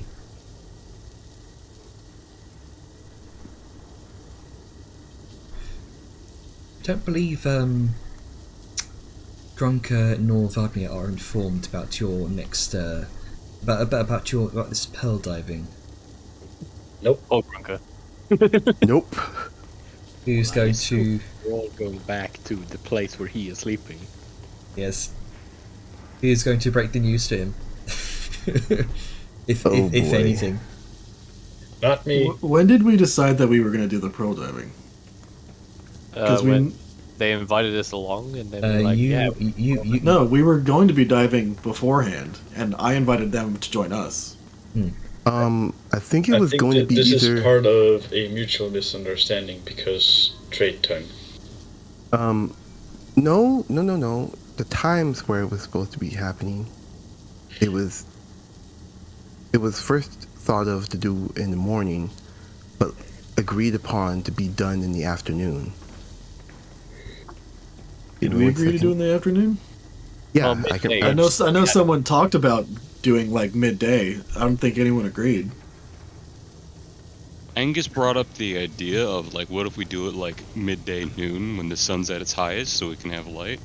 And then somebody counterpointed, that's kind of pointless because Yeah, there's no light. you that won't deep. see down there. And he's Yeah. like, oh, Yeah, it was they you invited them along to do some pearl diving with you, and they kind of said, "Hey, what if we do it? What if we do it tomorrow?"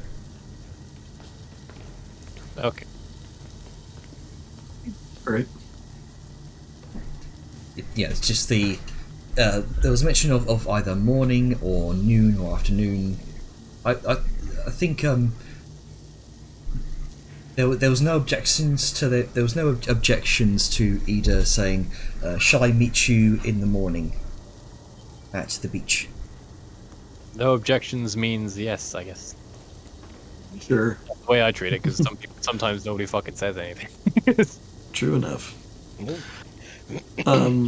So, yeah, because I know the reason I initially brought this up was because we were gonna be diving down to get some of that obsidian, right? Sort of. It was like, we're down there to get the pills, and sometimes they're attached to obsidian, and it's like, while we're down there, let's get some of that good shit. Okay, cool. As long as we're on the same page. That's I'll so. see My anyone question check was for like, me, yeah, but oh well. yeah. So the question was like, I'm pretty sure Grunka was there when we decided we're gonna be diving down for pearl/obsidian. I think Either way, Liska will tell him over the earring. Fuck Yeah. it. Who cares? Future proofing. Yeah. I love Hey, Grunka. Have you ever fished underwater? it. No. Sorry. Do you want to try? Yeah. Okay, we're going to go underwater tomorrow morning. Okay. So just be prepared. I think it was this morning, because this is the next day after that. It's not tomorrow until you wake up. Calm down. Timeline. All right. I'm back. Sorry about that. I'll be back. Grunka's mind has just been blown. Fish underwater. Yep. So yeah, so Liska has officially informed Grunka of what's happening tomorrow, and we did have a discussion on stuff that we'd be casting to help ourselves underwater. So one, get the pearls, but two, also protect ourselves in case anything goes awry. Yeah, the Oh. question, I need to just sort of confirm something here. How many people can the spell affect again? 10, I think. Oh, If yeah. you're talking about like water breathing, Yeah. I can do Yeah. water bubble on individual people. yeah. But water breathing allows like I think 10 people to breathe for either 8 hours or 24. 24 Good. hours. I'm thinking with the Vladimir situation, because we're all going down there. So, like, leaving her above by herself is kind of just as risky as bringing her into the depths of the ocean. I mean, leave her she with could. leave her with Talali. Yeah, I thought they were going down with us. Talali could stay up here. Talali doesn't know about all the crap that I've Yeah, done. she wasn't invited. Yeah. She wasn't Oh. there for the conversations, and nobody sought her out during the dinner time I'm too. mixing up words, names. Names are bad. Oh I'm wait, mixing- Brain is smooth. you, I'm making up. Imbo brain. Yeah. you mentioned someone mentioned about talking with Talali in the Ember Room. That was me. Right. Oh, there you Yeah, you have to do that a little later. Okay. go. When you mix up a fucking mountain folk with a. Oh, you mean Thule? Yes, you can see why I was mixed up. I heard Tut and Lee. Yeah, okay. God damn it. I'll allow it. Yeah, that makes sense. I was just about to, yeah, because that's why I was confused. Like, didn't she what? Like, she was one of the people who was super gung ho to do it. Why is it suddenly a thing? It's like fucking. Anyway, continue, Spice. Sorry. All right. You haven't gotten out of bed yet. Did you get up and do your morning? She hasn't. Oh, that's If- actually a point. If she hasn't. Sorry, I didn't want to interrupt your thing, but like, as a note, Vellum and Dejar usually pray together.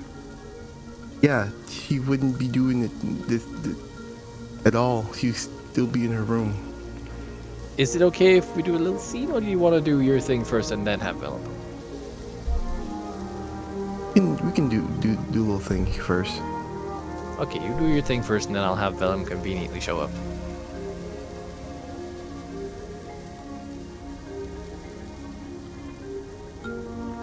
What you doing to show? He's going to slowly get up.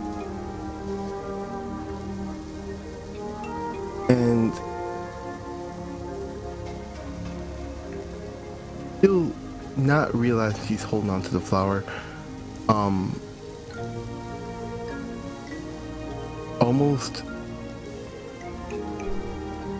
treating it like it's a quill, but before the flower reaches the inkwell, he'll look at it and like, right, fuck. Put it in her bag of holding and starts writing the little missive for Boris.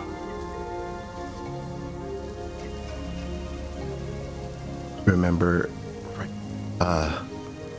you talked to Itzel. He's just not all here, rambling around, buzzing around, trying to look for her notebook. It's what was it that Angus went? Ah, right, laws. And she's getting her spell book to do sending to the Archmage. He's before he even finished the spell, he hesitates.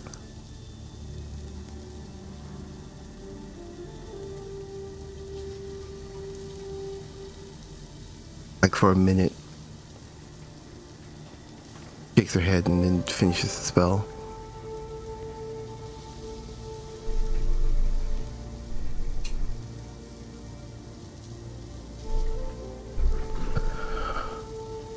Deep breath. Archmage Isel, my colleague Angus, feels the lack of equal pay and finder's fee to the venture of the tomb is lacking. Willing to negotiate terms with him, yes?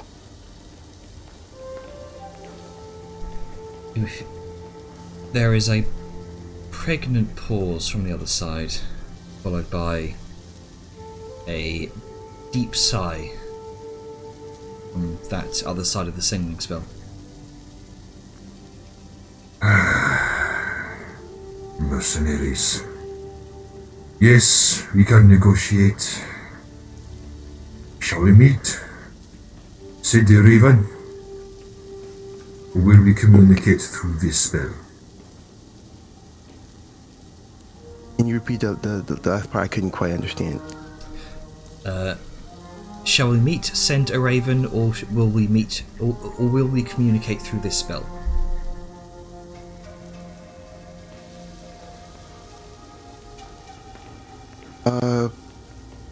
Probably the first option.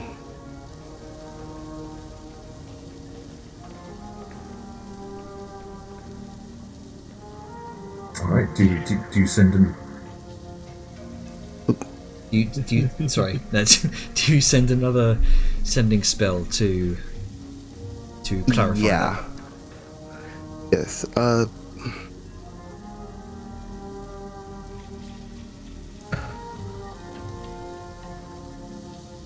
Give me a second.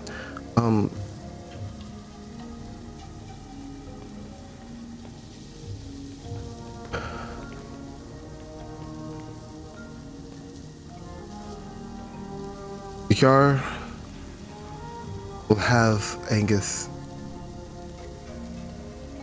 talk through sending spell to clarify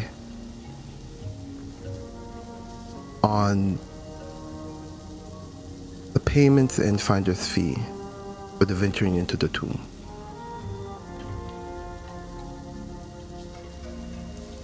Very well. Let him know. And that's it.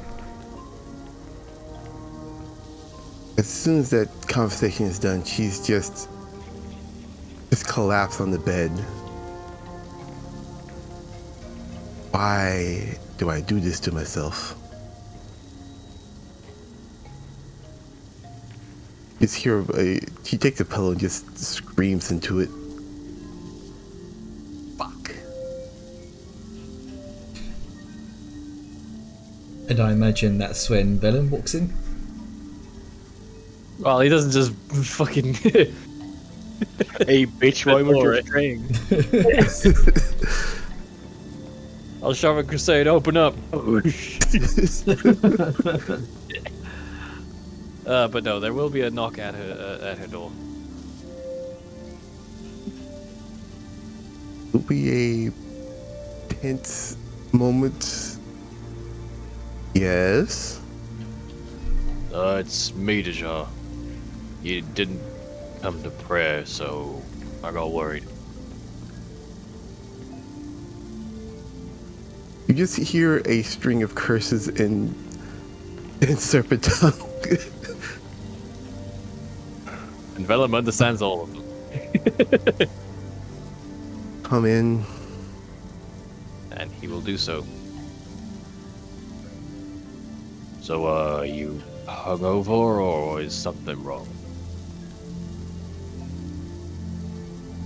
Just needed the morning to myself.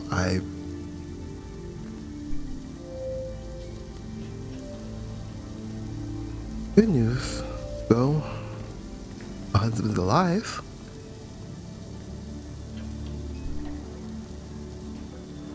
That's definitely good news. Though you don't exactly seem pleased.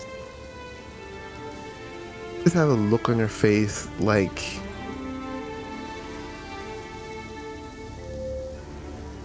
Is it that obvious?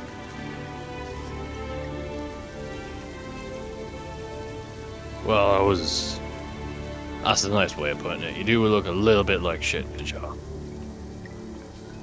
I found out my husband is being treated like, I don't know, a exotic pet by a lich. I don't know, how would you take that if your significant other was treated like that? Can't say I know the feeling. I don't think anyone could. No. No, not at all.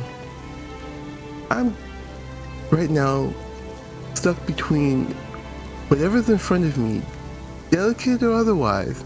I want to sweep it off the table and scream till the heavens fucking turn black.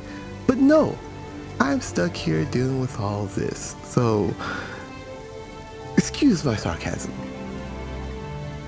Vellum will move over. Presumably there's some kind of chair he can sit on, or whatever, but he'll put a hand on his shoulder.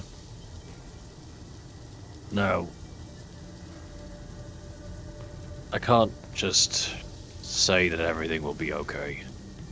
I mean, I don't doubt that with the resources you've got and the drive you have, that you'll definitely get him out of there someday. Just all I can say is this.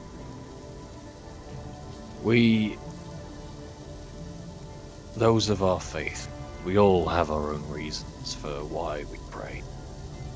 But it's not just out of obligation. It's, at least the way I've seen, that for just a small time in the day, before we face the trials ahead, it's a moment of peace. A moment where it's just you without the world. And Now, I'm not about to tell you what to do. I know you wouldn't have missed prayer if you could help it, but try to see it as a moment of solace, and maybe it can help you cope with all the things on your plate.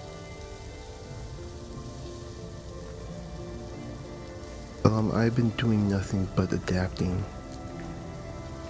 Been doing nothing but that. Before I met any of you, before the whole Black Hand thing, I've been by myself. Just taking every day as it came. And it just feels like even though I'm progressing, it just feels very slow. I'm frustrated.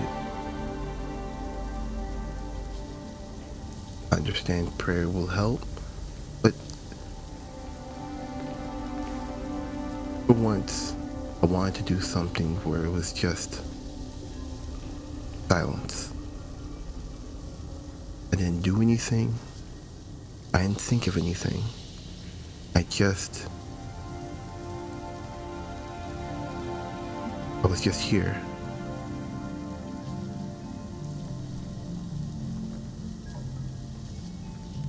Well, you do what you need.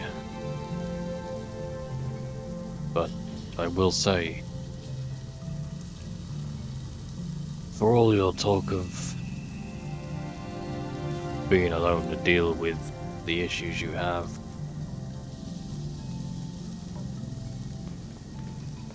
you are still, in some ways, acting no different than before. If you needed time, you could have simply said so. We would have understood and maybe even helped. And as much as I hate sounding like an old sermon, you're never really alone anyway. Sunfather's there, wherever the light shines. Even in quiet moments, I'm sure it's understood that you do so not out of disrespect, but because you need to.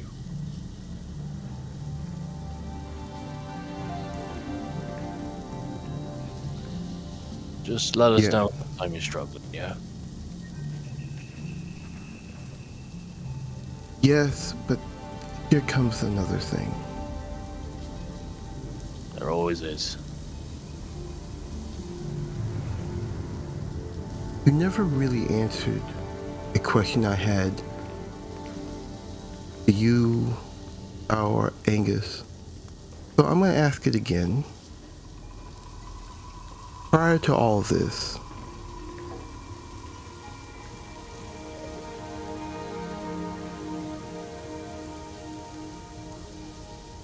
minus on the subject of necromancy here, just a tad bit. Who hurt you? Because it seems it came to my conclusion that I understand you want me to be cohesive and give you transparency, but I would like the same. You seem, lack of a better word, hesitant. Like someone is, I might be saying it wrong, put knife to throat on certain subjects. Like it has you tense. Now you, with someone like me, you want to know everything that I do. So, explain. Can you give me an example? Just so I have a frame of reference. Okay, like, right now, for instance, I understand you were worried about me not being there for prayer, but you want me to tell you everything that's wrong with me. Like, every woman has her secrets, everyone has a moment where they want to just be alone. Why do I have to tell you everything? Like, do you not trust me? It's not that, Deja, and maybe I've used the wrong words again. What I meant was not that you should tell me everything that's going on. Just that if you need time, let us know. Don't feel like you have to hide away from us just for the sake of being alone. We're more than happy to leave you be if that's what you want. Just so if there is a way we can help, we can, but that you have no obligation to tell us anything, really. Just we want to know you're, well, not okay, but yeah, fucking great ton. He switches to Katesh. Just say it if you're comfortable with this.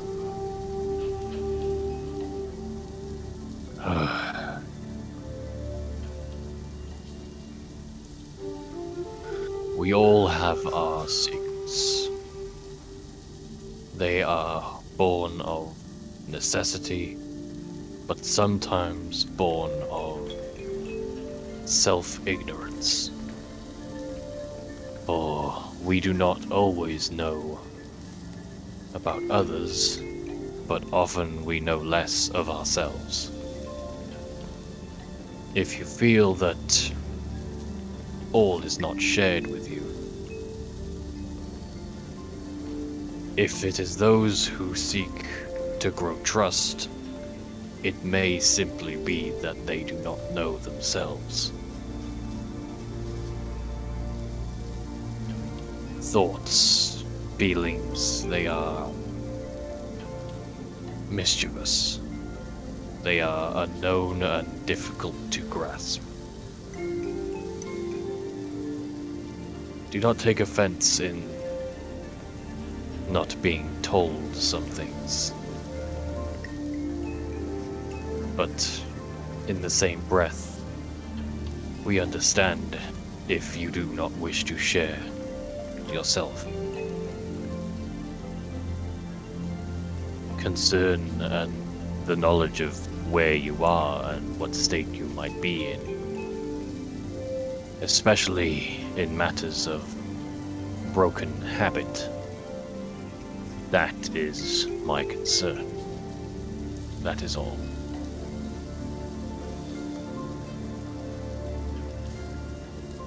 Brother, ever since Morbog, I've been nothing but transparent. Be it as it may, I understand what you mean. I truly do. But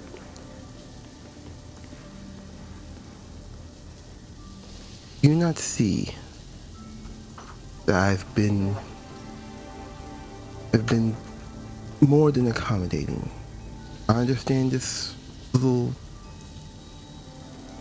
hiccup, as it were, has brought concern. It's been heavily noted.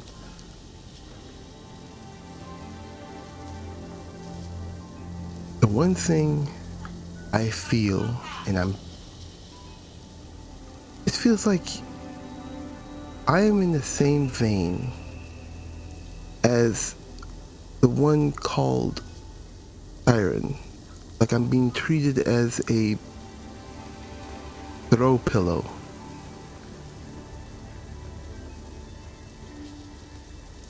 I don't know what action she has done, but it seems to be far-reaching in this group, at least to three of you.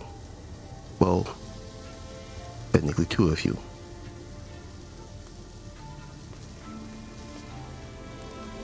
And I'm feeling that almost every day.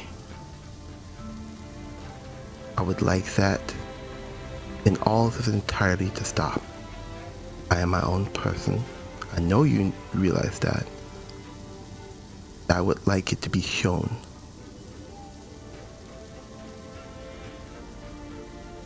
I will do what I can, and when I'm able, just give me the same courtesy. Treat me as my own person, not a substitute. That is fair, sister. But know that our problems with foulness of that magic does not come from one person. We each have our own history with it. You know of where I hail from and the things I have seen because of it. And while I know such power is changed by its wielder, it is not so much that I doubt your proficiency or morals, else I would not call you as such, sister, but more of a instinct reflex, a survival method to have hesitance and uncertainty about those arts. Once more, it is not a matter of treating you like another. It is not calling you foul for the magics you use. You are a person of knowledge. You seek it, you store it, and you only use it in its proper place. That much already sets you apart from many whose power may be seen as wrong.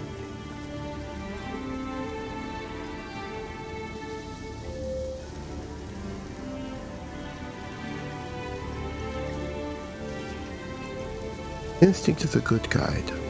It has kept me alive many a time. But change takes time. And it won't be easy. And I understand it won't be instant. But we can come to an agreement, though, that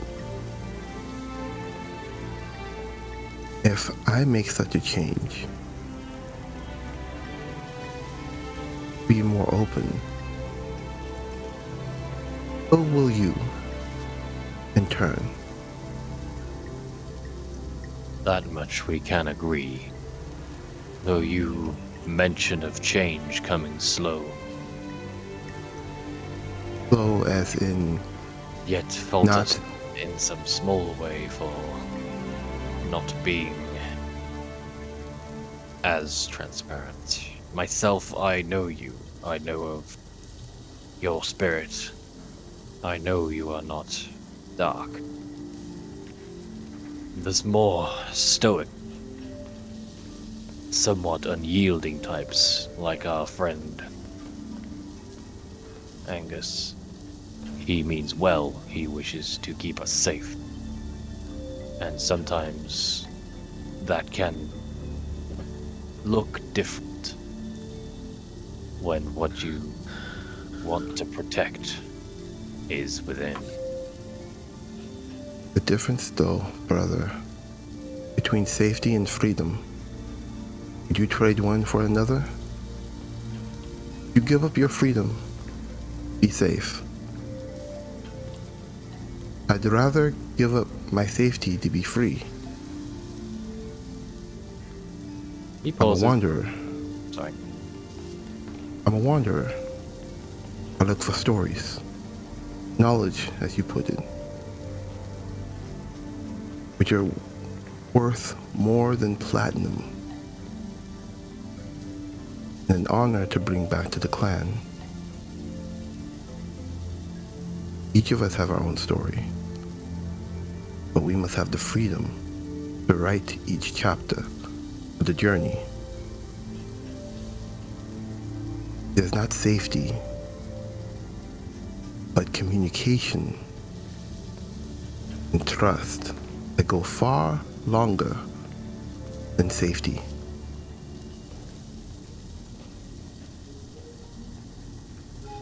In my time, Ja, short as it might be, I have found myself disagreeing with the notion of a restricted choice. You say to have one, you must give up the other, that they are so mutually opposed. I search for a different path. I search for a new choice, one that is better, instead of what is presented to me by people, circumstance, or life. I respect your path and have no words against it. All I say is that trust, whether you see it or not, has been built. Your actions in Morthorn, while mostly unknown to me, I can see the trust that has been built, even if maybe it is not so easy for you to see. It is there, sister. And maybe when the chaos of this time of turmoil passes, you will see it.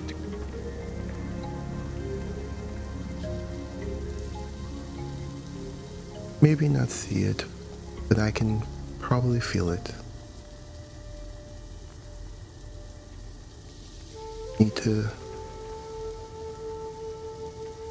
I just need to focus. And I will give you the time to do so, whenever you need. And he'll stand up, return to Trade Ton. Come out when you're ready, yeah? He gives a silent nod. And he will leave her to her thoughts. Alright. Sorry about that, it took a bit longer than I thought, but that was a very important, deep conversation. No worries.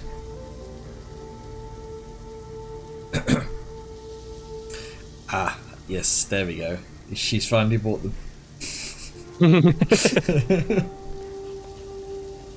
Alright, Jandy, you know what you have to do. Yep. Once she gets her adamantine armor, I will do a redraw. Time to redraw her adamantine armor gets combined with this one. So it's adamantine bronze infused, and it's just a skin-tight bodysuit. But it's just essentially naked. No.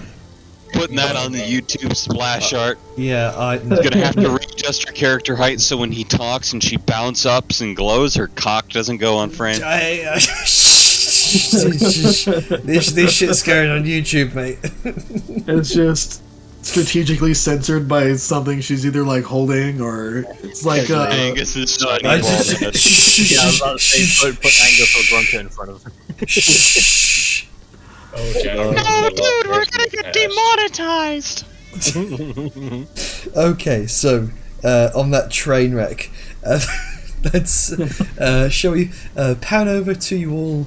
I suppose venturing out into the streets as you're kind of making your way towards the beach. Mm-hmm. As you If the morning scene is done, yeah, I think so. did you want to do a sending to the Archmage, Angus? whoa, holy shit. This is just I a haven't- 1 AC difference? Fuck. I have not gotten anything written up for that, so I'll do that in a bit. But there is a little scene I'd like to do. Sure. In their little communal area, Angus will be preparing breakfast for everybody. All right. Hey yo. And So everybody will have their breakfasts and their snacks Oh, sweet onion bread, my at the favorite. ready. Yeah, it's onion bread, dude. Extra cheese. Joe will be the last one to come to breakfast. Yeah, seeing Vellum go in there and, well, after hearing the scream into the pillow, he's just like, not gonna think about it. You know? But, he will prepare an extra bowl and have food at the ready.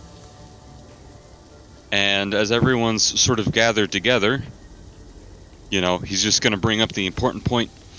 So, will we be trying to rope our guide into playing babysitter?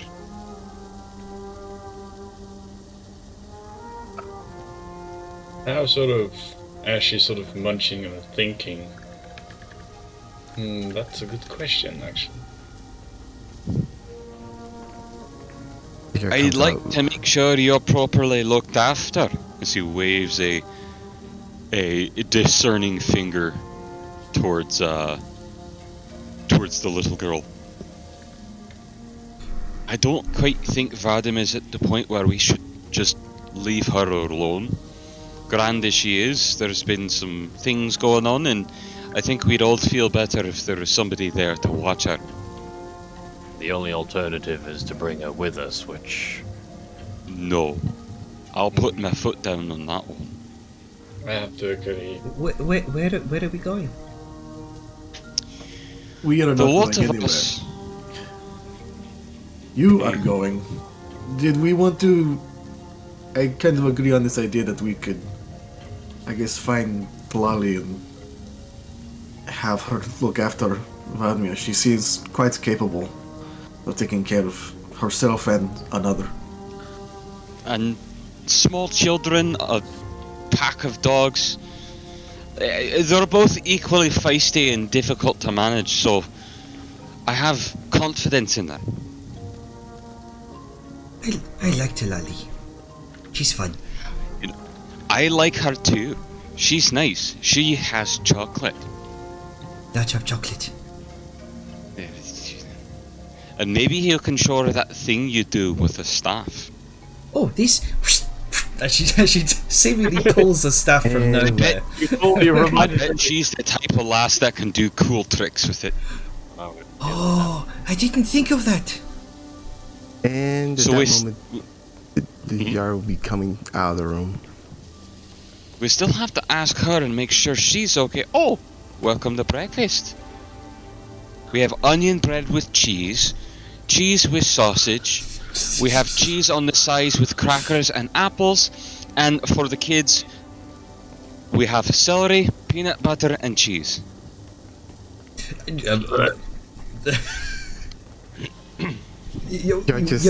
Weirdly enough, Vladimir seems to be enjoying it. Yeah, looks at like you, Angus. They had a sale. I I appreciate it.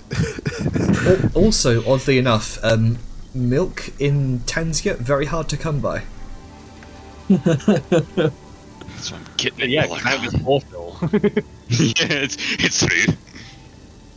Well, I mean, to be fair, everything they have here is reptiles. Yeah, exactly. They're famous for Not being in producing eggs milk. and not having tits. Find the rare tit dinosaur. Teats. We know some people in the server. Alright then. We'll have to find her and make sure she's alright with doing it. See what sort of pay would be worthwhile. Are we comfortable with her and Vadima going out and having little adventures about the town, or given the circumstance we worried enough that maybe it's best to just stay in for the morning while we do this? Much as I would like Vladimir to be out and about and enjoying herself, it might be safer just to stay in. Yeah, considering that she has someone to look after herself. This is true. Right. So, and I'll turn to Vadima. Let's be fair and have a compromise. You got to watch after. It's just us in the room, right? Yeah, it's just you, the Hammer Strike and Vladimir. You've got to watch after that egg and keep it safe, which sometimes means staying in a safe place can be important for me. But Okay. we'll bring over a friend to be with you, make sure that you're safe and it's safe, and when we're back, we can all enjoy some time at the beach or go do something you want to do. Is she going to look after the egg as well? She asked very cautiously. Has anyone told her about that? I don't think there was a reason to. Nope. Well, that's I your don't- special duty, Vladimir. He doesn't need to know about it. I don't think she does know, but she had some sort of weird thing going on with the Archmage, it seemed. It's just context, what I could infer from what people were calling her. That said, big Archmages interested in powerful magical artifacts, things of history and importance. Who knows, they may suddenly say, my morals aren't as important as magical research, and you just try and take it. If they don't know that, it can't hurt them, can't hurt us. So, Well, I've talked to the Archmage. He is willing Have you- to listen to you, Angus, if you do sending about the renegotiation on being possibly finder's fee. oh yeah. Well, everybody's here, perfect. That's a great thing too. I'll wrap up. The thing is, the Archmage may not need to know. If we feel we need to tell him, but for now, the less who know of this potentially very important thing, well, the less chance there is for it to bite us in the arse. Agreed. So, it's not that we don't trust her, it's that, well, it's one less thing we can control if it goes wrong. Okay. And in fairness, we have known her for about maybe a week and a half, 2 weeks. Then Vladmir's lips are sealed. And like she does a zipping motion across her mouth. Atta girl. Yeah, I wouldn't lie to her, but if for some reason she notices, because she seems the keen type, just say it's like in an important satyr thing and some kind of duty that you got going on, and it's important for your culture. Well, It's not a lie. isn't it? Well, exactly, it's a point. It's not a lie. It's not something you have to bring up, but that's satiate curiosity, though she seems a little too earthly to get too involved in. Either way, that settled, On the note, Archmage sending Ajar. Kinda wanna talk to everyone about payment. We're going into this big spooky thing, and we got briefed by the specialist on how dangerous it was gonna be. And we are told on how to... What was the... something with obsidian? It's the country secret on the refining obsidian. Enchanting obsidian, I'm sorry. No, that's fine. Where we're from, obsidian's just everywhere. It's normal glass. That's just... Well, the greats used it as, knives and whatnot before metal. So... And at the mention of that, she goes into her bag of holding and lifts out a collar and slowly sets it on the table. This is made with some enchanted obsidian. Stops spellcasters once it is around their neck from casting spells. Is that the only way it can be done? Is it sort of like what don't Pelham has done with Erudite? I don't particularly know. Like I said, country secret. This is what I use. Right. Okay. You're from here, right? What is... Studied here. Okay, perfect. Why is it so important it's a worthwhile reward and not getting money?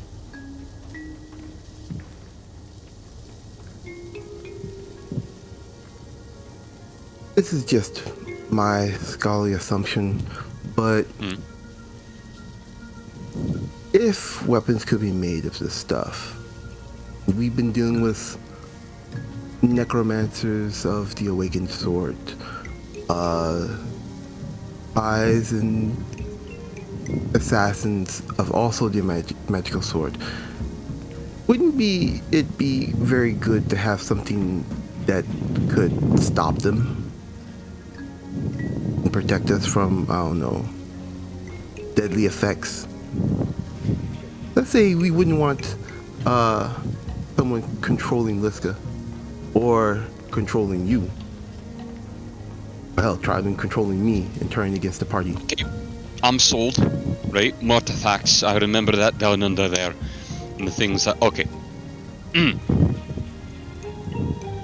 Or is it Karla that did it? I can't recall, I just remember you got scary, and I don't want that to happen again. And the other thing, which...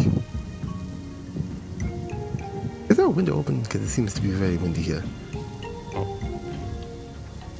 Sorry, that might be me. I was cooking. Okay, so the other thing is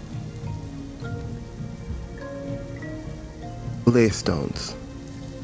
This is something I'm asking for. It possibly multiple lay stones, since there's multiple crafters. One for your magic crafting. I don't know if Ayun or Bellum would want one, but I possibly might need one for a potion. Or scripting on a scroll. You can say, but that could be later down the line. Those are very important because Laystone comes from, I think, the only person who monopolized that is the Imps, and that's in Ragnarok. He looks to Liska. Is that correct? I'm not entirely sure. Liska kind of looks over like, wait, what? What's happening? In Ragnarok, the Imps have a monopoly on Laystone, yes? No, I do not know. That is an indulgent. That is a doubt thing. That's you're going to have to ask someone from there. I am not the person to ask. Oh, but And I guess, well, Jenner, can I make a history check to see if Liska maybe heard something about that? You can indeed. I was just about to suggest. Okay, and then let's with my +0. We shall see. 14. 14. 14, not bad. You have heard that imps do deal quite a bit with Laystone. Though, I mean, I don't know for sure, but I have heard that they do deal quite a lot in Laystone. In fact, there is one imp settlement within Torment called Ashenveer. That it's the mainstay of many imp manufacturing holds, colleges rather. there is a place in Torment called Ashenveer where a lot of them gather to do their crafting and stuff like that to make the war machines for Torment. There's probably a lot there. You'd have to get permission to enter, but, you know, there's probably a lot there. So there's that. So, I guess if we want to do maybe a short trip over there, if you don't want to get Laystone and just have finder's fee and money, that could be an option. Will delay your crafting a bit, so it's all up to you.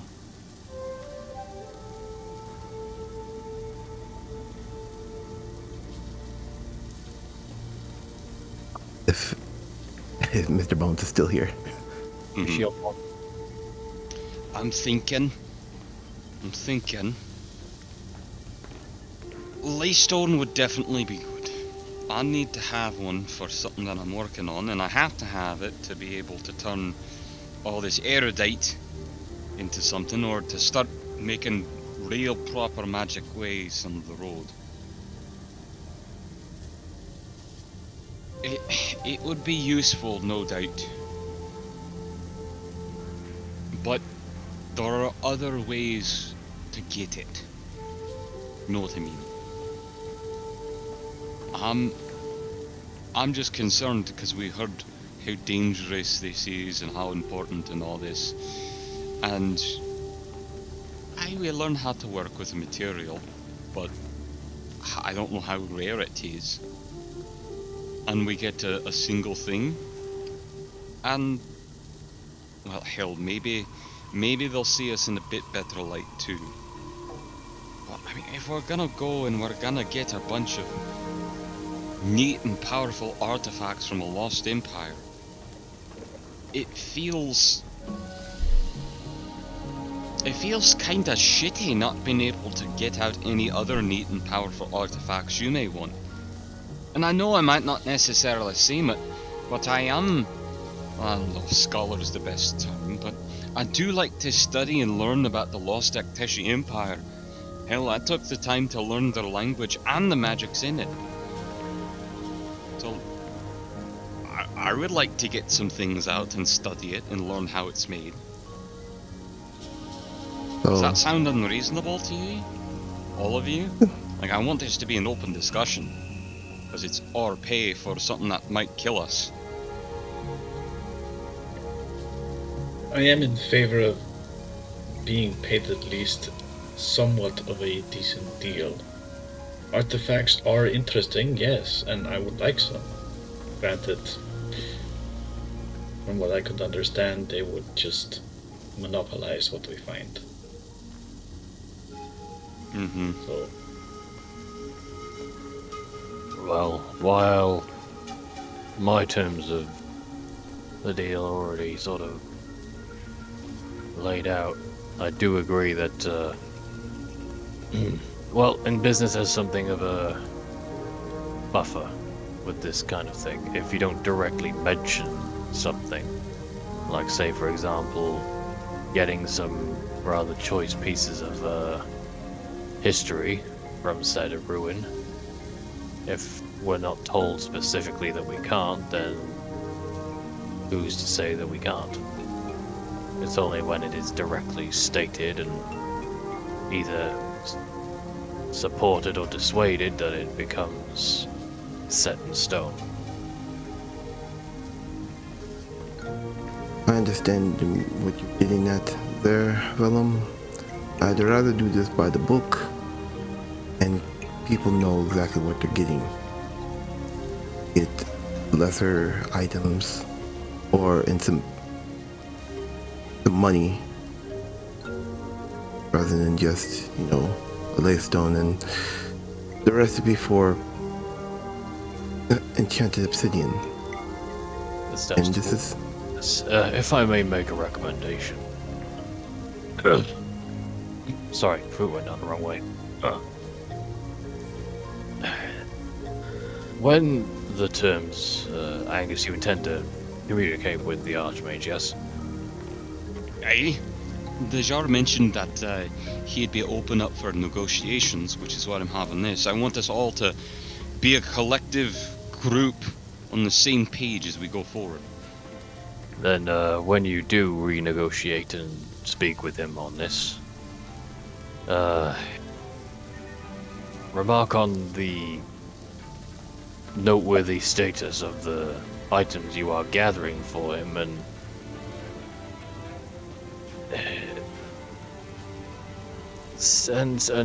try to infer that. Oh, fuck it, this is hard.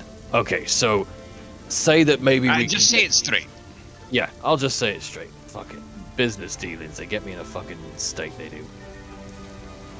Right, so just say if we could get some of the other anything else that's not the stuff he wants, and just have it vetted by Ida. That way, she's a sort of middle party between us and him. Nobody's getting screwed. She knows what she's looking at. And we can get out with an agreeable amount of goods from the venture.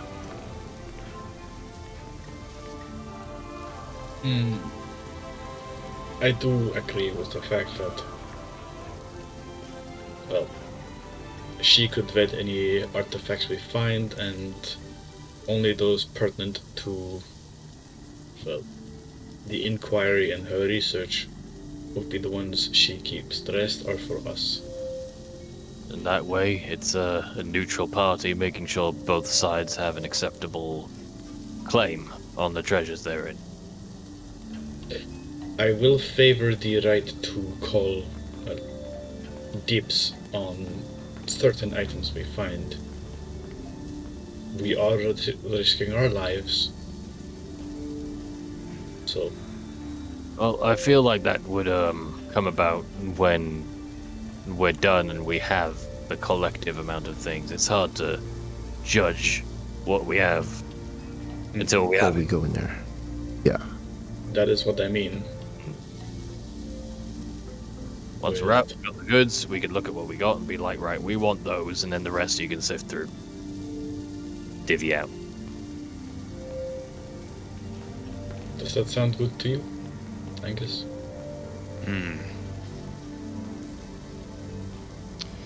So you're saying... I'm not sure I completely understand. My brain's trying to think on it. Alright, I'll put it even simpler then. We'll come Even out simpler. We'll pick out a couple of choice pieces, give the rest to Ida to divvy in a split and fair manner. Archmage will get their fair share, we'll get our fair share, or Ida or whoever. We'll get our fair share. That's the point. I think getting our fair share is right, because they're already getting 5 big famous artifacts. They're getting the biggest things from the biggest, most important people. And with Ida vetting whatever we're taking, it clears us of any potential business snafus. I will say this. Before we hand over any items, I would like to have a moment with them so I can identify them. I think that's fair. Wouldn't have We it should any get other our way. right to study them too. Besides, it would allow me some insight into how they work, and possibly I should just sort of give a slight tilt of the head, maybe try and recreate some of their effects. Aye, that would be grand. I'm a little worried because ancient magic is, well, fickle by nature nowadays. And volatile. Unless you know how to use it.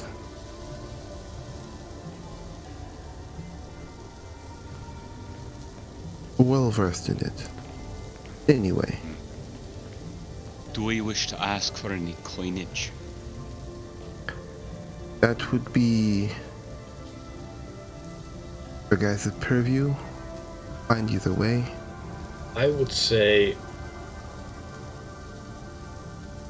100 gold per item we turn over.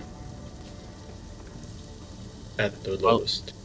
If We're doing all this for 500 gold? maybe No. I mean, besides the ones they want. They want the big five. We're not that's getting fine. paid anything. No, that's what he's suggesting. Every item that we get is 100 gold in our pocket. Like every item we find besides the big five that we turn over is 100 gold. well, So With that- that's killer. like 20 gold to each of us. I feel like honestly, with all I'll the interrupt here. Sorry, just out of character. He said to not to be split. It's for each. Oh, Sorry, Liska's not there. I feel no, like no, that's we're not feel a like character thing. honestly, with depending on the value, the things we find in there, They're gonna even be worth. even if there's not any coinage in there, which I highly doubt, civilization runs on currency. But the value of the things we pull out of there, we could really make a mint selling them to the right people more than a simple pocket full of coins for handing them over. I say we just negotiate rather than asking for direct wages out of his pocket. We have the right to obtain items within there as a substitute form of payment. Because I don't think, great as it is, I don't think one laystone is worth 5 artifacts of a lost empire locked behind wards and magical keys that we're the only people in the world that can get in. We kind of hold the weight and all the bargaining chips here. For clarification, Angus, the Jar didn't say just one. How many crafters are in this group of ours? Oh, I didn't know. I thought it was just one. No, no. Okay. I am not foolish enough to go like, oh, we just need one for a dangerous mission like this. No. Heavens no. How many were we getting? How many, again, think how many crafters there are. Besides, I'll be learning to do spells and spell scrolls. So you're gonna say 4. Yes. And the benefits for those that aren't is that we will then have the ability to craft and get them nice things. Exactly. So, do sorry, agree with Grumpy, Angus. it's like a delayed gratification. I do agree with Angus that we do hold a lot of the bargaining power, which I feel like would work well for getting us the right to take whatever isn't asked for. Tell you what, how about this? He's agreed to negotiate. Why don't we go in there, go through it, get him, right? We see what they are, we identify them, we see their values, we see how terrible it was. We've already established that we're getting, I'm guessing, 4 leystones from what you said, Dejar. So we've got that for sure, and the secret on how to work this special obsidian. And then we can do an after cost and say, this is what we feel is fair on top of it, because these are the dangers we had to endure. That makes sense. And then, with the facts rather than the speculation of what we've gone through, it works. And if he's completely opposed and isn't willing to budge, we have the artifacts, we have everything in there, we can still let Ida look at him and make sure that she's on our side, and we take him and keep him for our own scholastic purposes. And we take what coinage is in there from the ancient Akteshi coins to pay for whatever it needs for replacing our healing and potions that no doubt we'll probably have to use.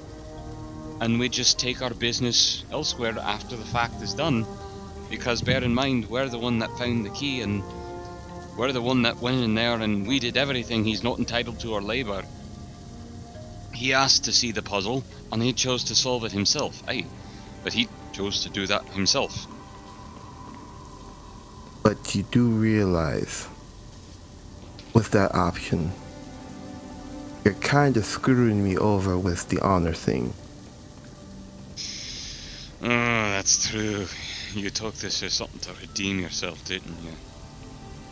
I did, so I would very much appreciate you don't screw me over. Oh, you're right. So, we might not be able to just walk away. I say perhaps we should stick to the notion of he gets what he asked for, and save for any pieces that Ida deems likely in the same vein, as rare as they might be, we get everything else. I feel like that deal can be easily negotiated because we are at risk, we have the means, and whatever we do have can be sold for coin after our own observations. Sorry to interrupt, I was just excited. I'd agree, but I would strike out that Ida has to approve it. She's not our boss. She's just somebody we're going with. She's a neutral She's party with interest in both. Aye. So I can. You want you have her agree to this? I can talk to her. Well, we can always sweeten the deal that she gets to study the items with Saoyun before we decide what to do with them. Because bear in mind, she said she's gonna go her own way with Thule and go and do her own thing. So at that point, she's not entitled to what we have because she's not part of the exact same group. In the same way that we're not entitled to whatever she finds. Okay, just to wrap this up so we don't go around in circles. Mm-hmm. And we all agree on one thing and then adapt as we move forward.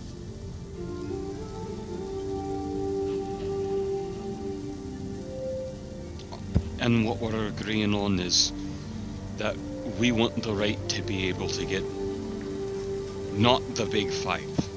He gets the big five, and if we see some other trinket we want, we can get those trinkets too. Like when we found the fort with the bowl in it.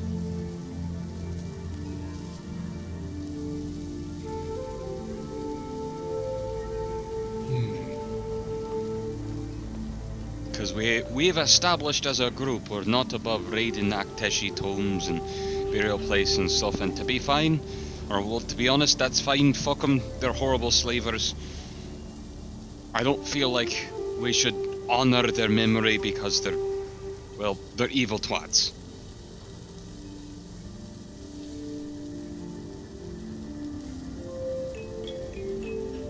But I do want to make sure we don't disrupt your honor, Dejar, so... But if all in Ida, favor? Oh, Just- no, go ahead first. If Ida and Tuli goes their own way and searches for their own sets of artifacts, we might not know what they find or keep. Similarly, what we find and what we keep, well,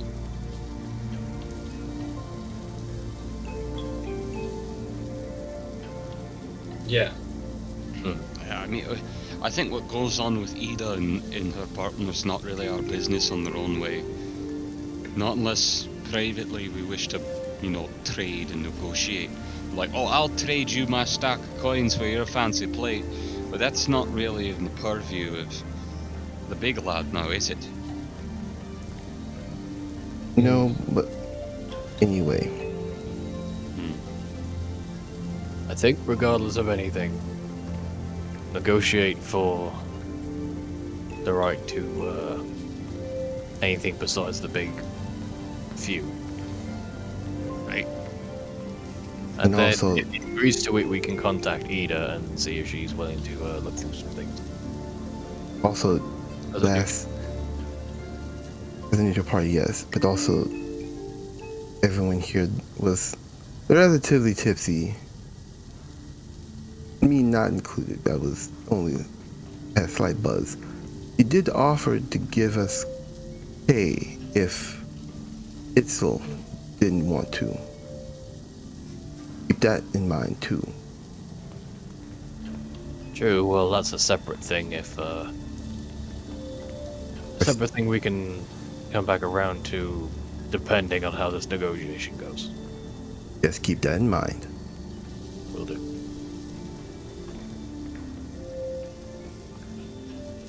So, we all in agreement or vote? Still think we have enough daylight to go do the pearl fishing. Seems like a sound idea to me. I'm the one who partly suggested. But yeah. Everyone else on board? Because I do kind of want to get to the beach. I think I'll we send can, a quick message then. I think we can pick this back up internally later before we actually get to D2. That is Yes. true. There is no time pressure on responding. No, I mean like send a response now, and then internally we can talk amongst ourselves how we feel about it. Oh, yes. Yes. With you now.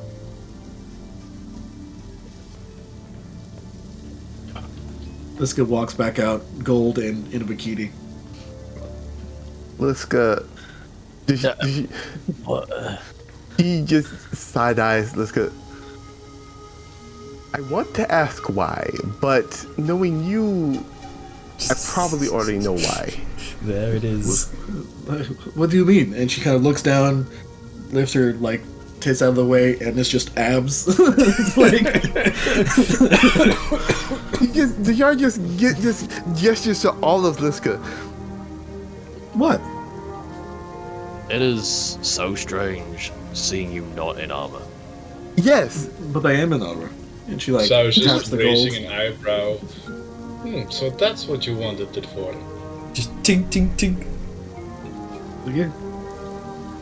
Wait a minute. It reminds me of an idea I had. Probably should get back to that later. Is this a tattoo? Kind of. It's armor. It's just molds through your skin. I am actually kind of sad that you can't see my tattoos underneath. I mean, you kind of can, and she like points to the small outline of her abs where there isn't metal, and because she does have like a full front and back torso tattoo. Yeah. Oh, she's just showing off. She might also be doing that, yes. But you know, it is what it is. Seen a lot It's of not things. like you can see the tattoos when I'm wearing my full armor anyway, so at least you get to see some here. That's fair. Seeing a lot I didn't think I'd see on this trip. I'm. Oh, did Yeah, it slip tell me out about and she it. readjusts her bottoms? What? The yard just goes. Listen to figure. Go like, you know what? No. Just gets a notebook and writes down. I'm gonna go get my things ready. Right. Just I wish I had a nice swimsuit. Well, Liska, you are literally an entity unto yourself. Thank you. I love you as a appreciate friend, it. but like, holy shit. It's okay. I love you as a friend as well. But yeah, no, like, look at this. And she, like, does, like, a few quick motions, and it's like the normal motion, like, the daily exercises you see her do all the time, but there's a bit more fluidity to it because she isn't moving in armor. Like, you can tell that there is, like, a bit more flexibility and agility that's allowed it. There's just a look on Jajar's face, like he's marveled and confused at this feeling she feels like. I don't know what to feel. Yes, exactly. Like, Now sort of just slowly nods as she's eating and kind of side-eyeing what Liska is doing. Just,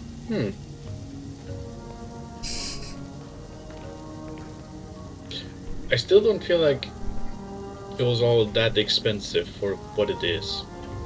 how much did you spend on that? I'm curious. Just under 6,000. I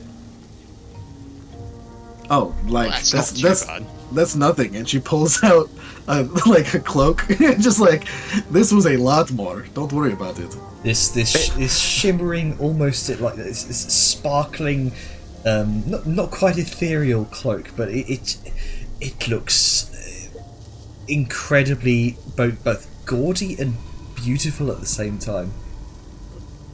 It's like this cost a lot more. It's actually the reason why I had to ask Sal if I could have some money.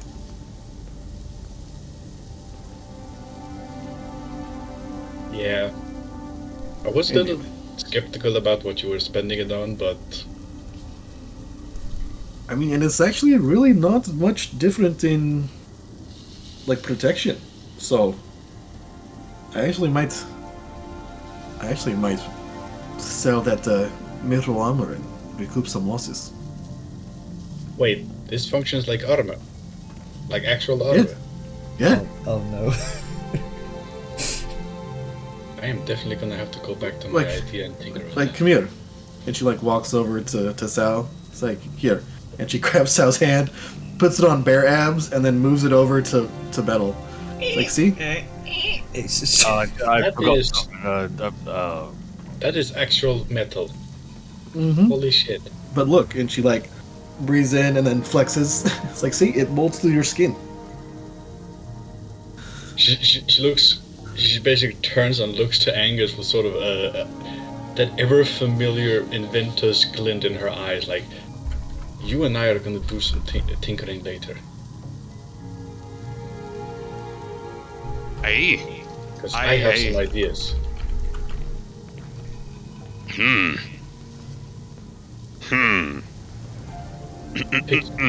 Kind of glances to the side a little bit. And then she just realizes, oh, right.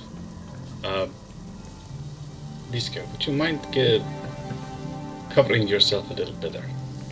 You are kind of, and she just gestures up and down, full frontal us. I have a bikini on.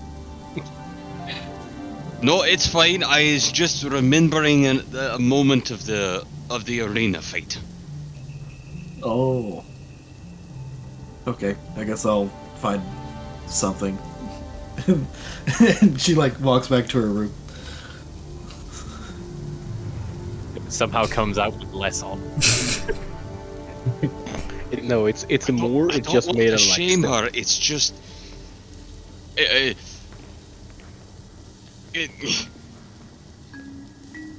Never mind. I don't want to shame her. I just want to shame her. As she kind of walks away, Angus turns to the other and like the elbow and forearm go down on the table and just like, did you know?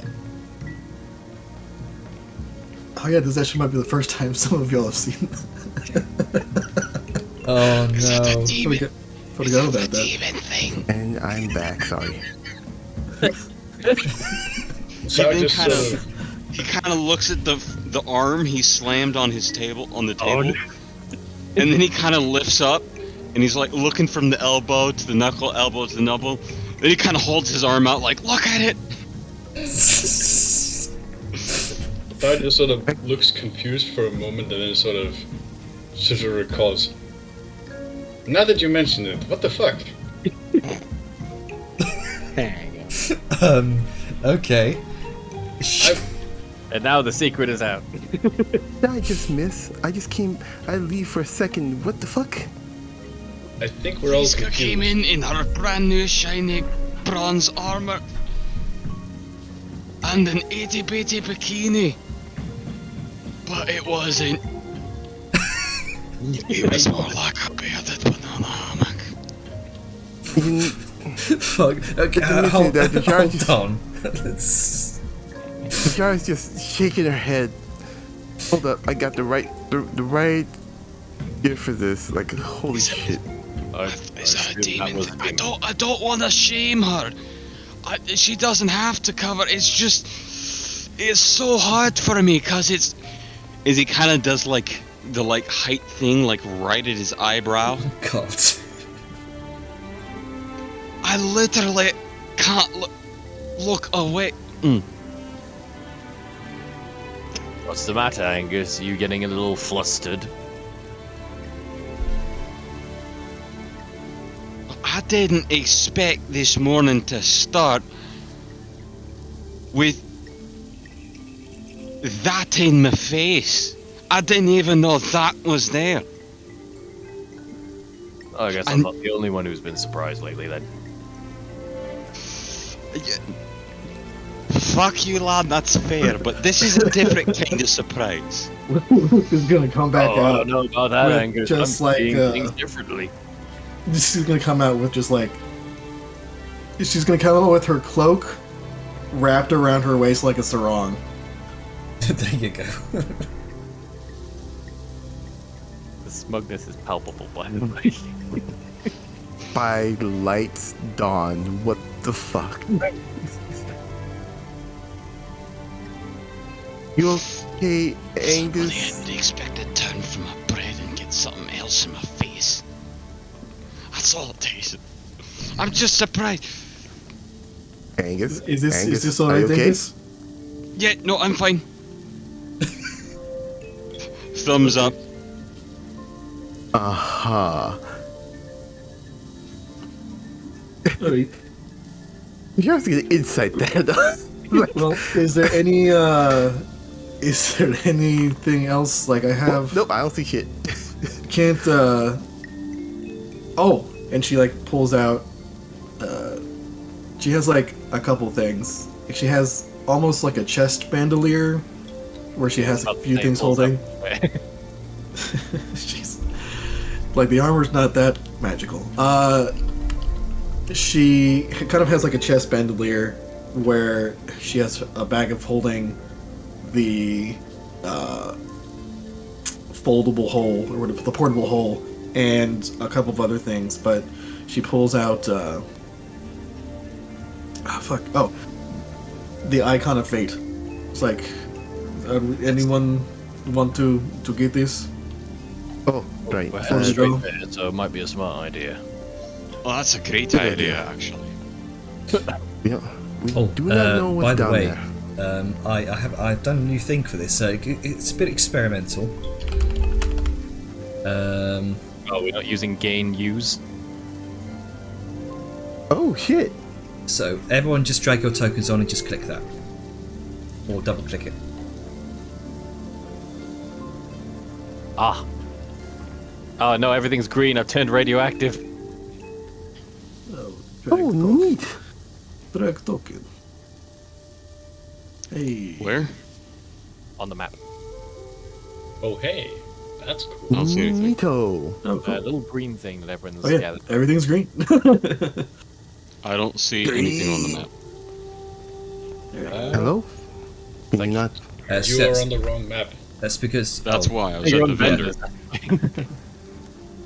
you gotta drag your token on. There you go. Wrong map. Wrong Ice map. green! I'm just How long gonna does send the this green cube stay? to get it. For like As 5 temporary. seconds. And you're hearing all the weird whispers and shit, yeah? That is gnarly. I'm gonna send this to you just before I forget it. Bruh. Yeah. Even what? That What? for some reason Don't I think say of don't say Angus what. and the monk. You I know, think of Angus and the monkey balls. That's all I'm thinking about. That remark. He's like, That's I'm exactly getting what it flashbacks is. to the fight. Yeah, it's PTSD. make sure that you have your actual token on the map and you're not just using the party token. You were gonna say make a wisdom save. What, were you frightened?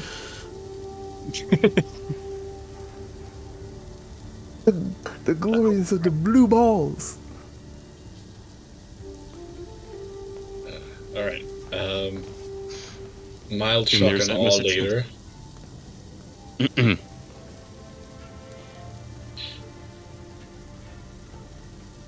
Alright, I'll just stick it on your token then. There's gonna be some character talk later about this. Sure is. Alright. So, It will be. as you head out into the streets of Itzel.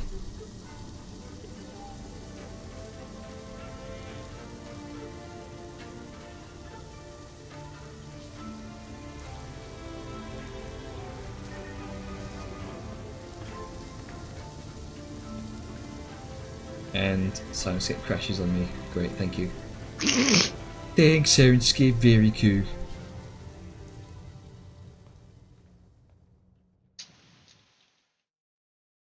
Okay, so as you head out into the streets of Itzel, the streets are bustling, the vendors are shouting at bypassers trying to sell their wares, and eventually you come across a rather familiar sight to you, Vellum and Angus. You see sort of across nestled along the side of the street out of the main thoroughfare is this large stone courtyard where you can see a number of small children playing. It's a ball game that you've seen being played by Talali before. You're not sure of the name of it, but it seems fairly popular here in Itzel. It's a common sight to see children playing this game, but among them you see Talali appears to be sort of coaching this newer batch of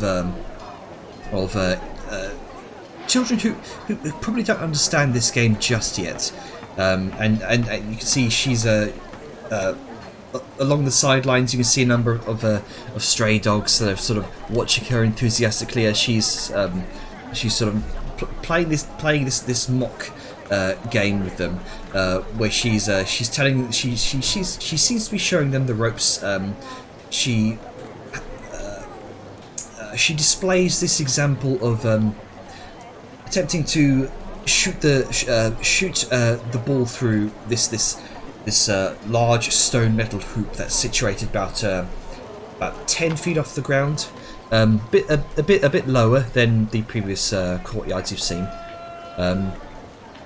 She's using her hip, her elbow, displaying these incredible feats of acrobatics.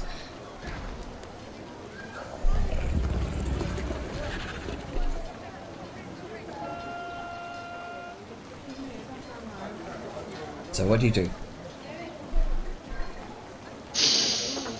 I don't think I'd ever be flexible enough to play that.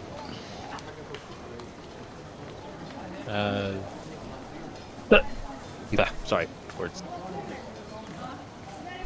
It was Talali, right? Sorry, my brain's a little. Yes.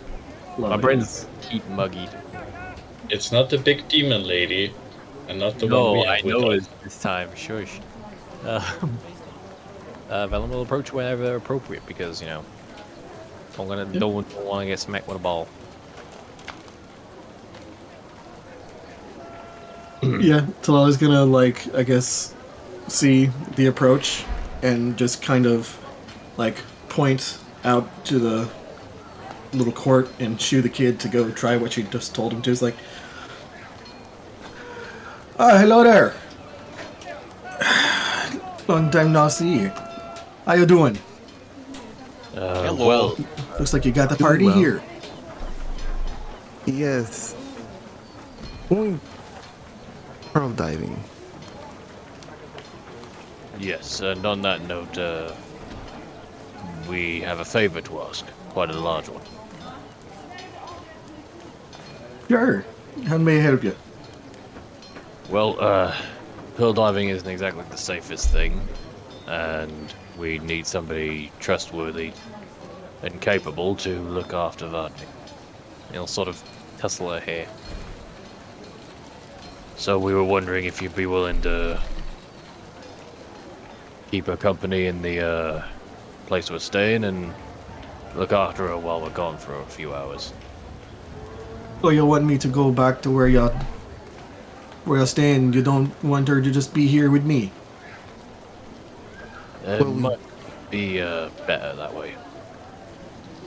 Okay. We're a little concerned about, you know, some of the people that have been about and some of the folks that have gone missing. Not necessarily that we don't think you can't prevent that, but also, like, well, what if there's pickpockets? She's got Lower in this your- fun. I think I noticed. You probably would. The point is, But- it's reducing a lot of the risk if she's there. And we're happy to compensate you for your time, of course. Sure. It's fine. I don't mind. She kind of looks to the kids like, we be planning a game. Is okay if we complete the game for a little bit before we head on back. Sounds more than Sure. fair. I don't see any trouble in it. Not per se. He's gonna look at Willem, It's okay. Vanya would be fine to watch. and he's gonna Well, I look was- look at, Thinking that Look at perhaps that. you join in. and he's gonna look back to Willem, and he's gonna elbow. Maybe she should. But what? Maybe she should play with the other kids. Well, I mean, we're waiting When has anyway, she seen so them? don't see a When reason has not. she seen other kids? Yes, I. She's not gonna get a chance like this on the road to travel again. Oh, Angus, I Important child Angus. development. Okay. will have Liska pick you up. Anyway, Okay. Liska flexes behind because she can do that now. either way, Hikaru's just trying to we've been stifle a waiting giggle. anyway, so, Actually, can you wanna- do that? I want a better view of the game. Sure. He kind And of she- does and the she height li- thing again. the little ups. He wants like the cat ups. Yeah, she'll lift him up and turn around so he's sitting on her shoulders. He's now like 12 feet in the air. Well, since we're waiting anyway, Vladimir, do you want to learn how the game works and go play with the other kids? And she kind of bobs up and down on her hooves excitedly, Well, go on then. and just immediately rushes off to meet the other kids. Keeps Bella her. will hold on to the bag. Yeah. Okay. Flolly's going to kind of see her run off, like kind of give the whole like pat on the back thing, like, you know, go have fun, kid. And then she's gonna look back and just like, she never really had much time to play where she came from, did she? We found her alone in the cave, and she's been all alone traveling, and it's just. I want her to be safe, but I also want her to have fun. She's had a hard time of it for sure. Yeah, you could tell. It's always sad when a child don't get to have a childhood. But she looks like she's enjoying herself now. You know, definitely take care of her. Won't nothing happen. You can see all the kids are sort of gathering around this strange, weird-looking newcomer. And sort of, you can see, or you can rather hear them sort of chattering to in trade tongue, actually. They seem to be very, very curious. A little bit apprehensive as well. This Right. strange-looking outsider. Time to go break the ice. Y'all enjoy your pearl diving. And she kind of walks over to the kids and does the whole rigmarole introduction, like, this is Vadmia. She comes from a place far away from where's the same place that tall one, the golden one, comes from. The golden one. The golden one. This could probably flex even more so. Yep. Just before she does that, Vellum will put a hand on Thalali's shoulder to sort of, not, like gently stop her. And then, like, stepping forward a little bit in a bit more of a quieter tone. Obviously, I know you're going to look after her. Just make sure nothing happens to her. And there'll be a little bit of a squeeze. Not a threatening one, but just a firm reminder. And then he'll let go and give her a nod. She sees the squeeze, raises an eyebrow, looks up to him. There's a point where, like, because he's actually super close to her, and he can see that she has kind of these topaz yellow eyes, like her irises. And she kind of stares in for a second, and her passive insight is extremely high, so she's just going to kind of, like, just nod, and then kind of, like, pat him on the hip. Don't worry, Dad. You take care of her. Just being cautious. It's not. I Anyway. understand. You're a worrying father. It's okay, it's cute. And she pinches him on the nose. And then she turns around and walks away. I like how it's just like he's being firm and just, you know, I know you've got this, just be careful. Then he's like instantly flummoxed.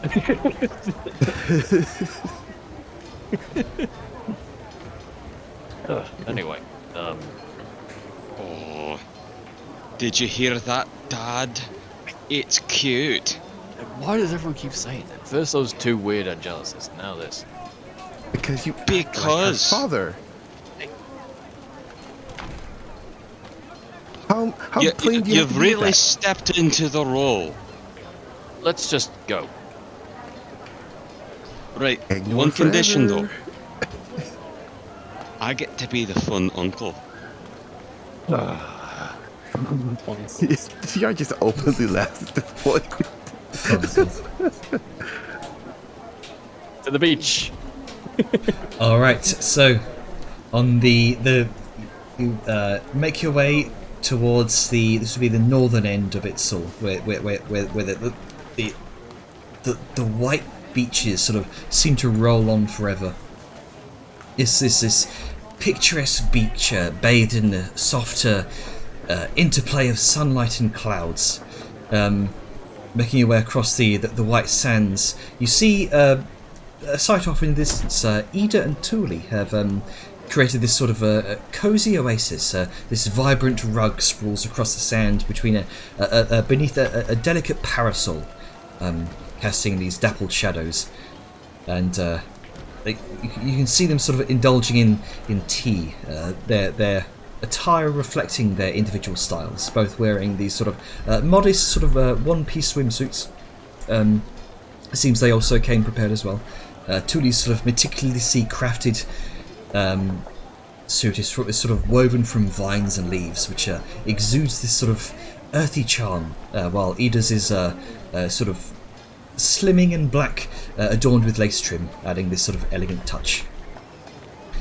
And as you approach, Thule sort of catches sight of you and greets you with a warm smile, waves you over. Ida turns her attention towards you and sort of joins in that welcoming gesture. And Ida with I will return the gesture, just as they have some kind of confirmation they've been seen. Eric gives a small wave. Ida, with her ever refined demeanour and this air of sophistication, addresses you all with a grin. Ah, there you all are. Is everyone prepared? Dear Thule here has been practically talking my ear off about today. We should be ready for the most part.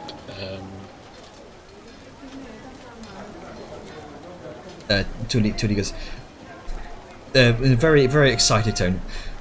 Exploring the Actoid Gulf, it's a first for me. I've heard countless tales of its timeless existence, like a living relic of ancient times. Do remember, Tuli, and all of you, we must stick together.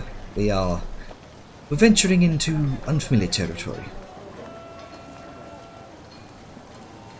As long as we don't make ourselves a threat or make ourselves an easy, opportune meal, we should navigate it safely.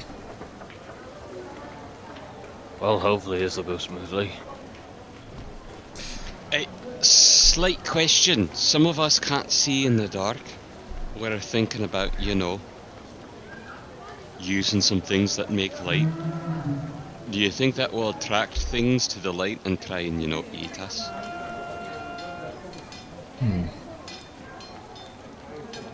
We might need to be prepared for that. I suppose that could be an a possibility. Here's a question. Does anyone want to... where... Actually, hold my stone to where you can just in the dark. Elaborate.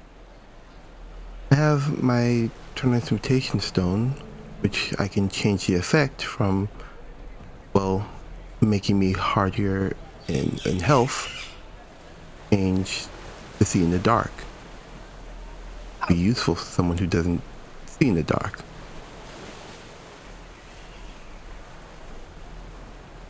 How long does that last? As long as you hold on to the stone. Does it have to be in hand, held, and presented? You could be on your person. It doesn't have to be handheld. Just be on your person. What has to be close by?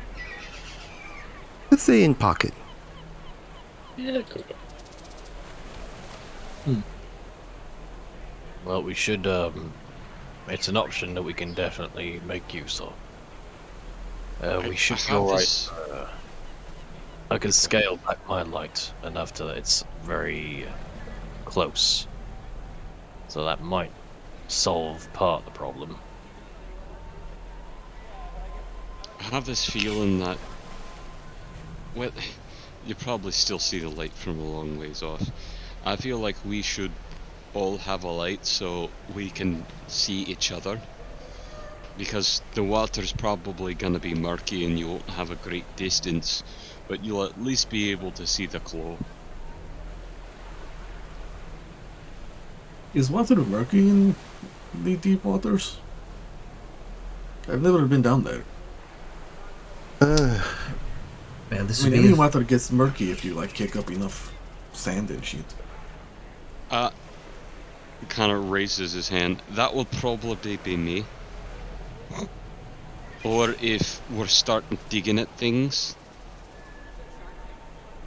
Well, from what I've studied with animals, especially those of the aquatic type, it can get really dark down there.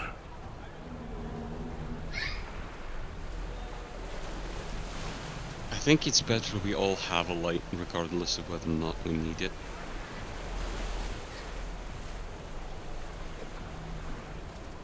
We have the Durf globe and a lantern.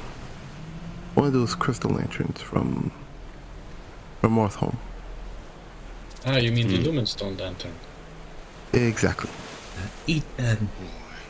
Tuli and I are both capable of creating our own light as well. I am not. So, I actually have a solution ready for that. Sure. Do you have something that might... You know what? Here, I'll use this. Well, hold on. And let's pulls up. picks him up and puts him back on the ground. Thank you. Oh, it sinks into the sand a little bit. wait a minute, this is like snow. And he starts waddling in a more comfortable way. So here's this silver bracelet, right? That's a simple little thing. But silver shouldn't tarnish or corrupt in the salt water. So, I've got a bit of magic that should solve this problem. And with that, Angus is going to cast on it Continual Flame. Ooh, there you go. Like a lighthouse. Oh, Best these part guys. is it doesn't burn you. Yep. And with her Does not burn, gold, it cannot be extinguished. The only way to stop the light is if you fully cover it. And it shines 30 and 30 like a normal torch. Right. So there's something that should help you, but I've actually got something else.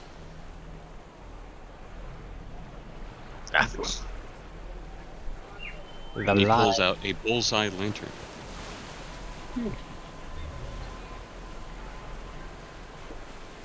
I figured you can either just, well, you'll probably wear this thing just as like a ring.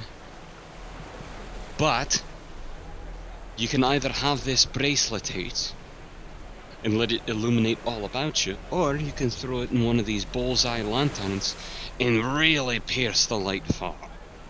And it will never run out. No need for a fuel source anymore. That is pretty handy. It is.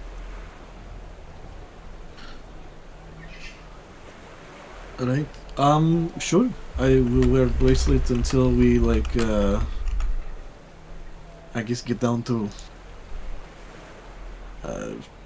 depths where it might need to change.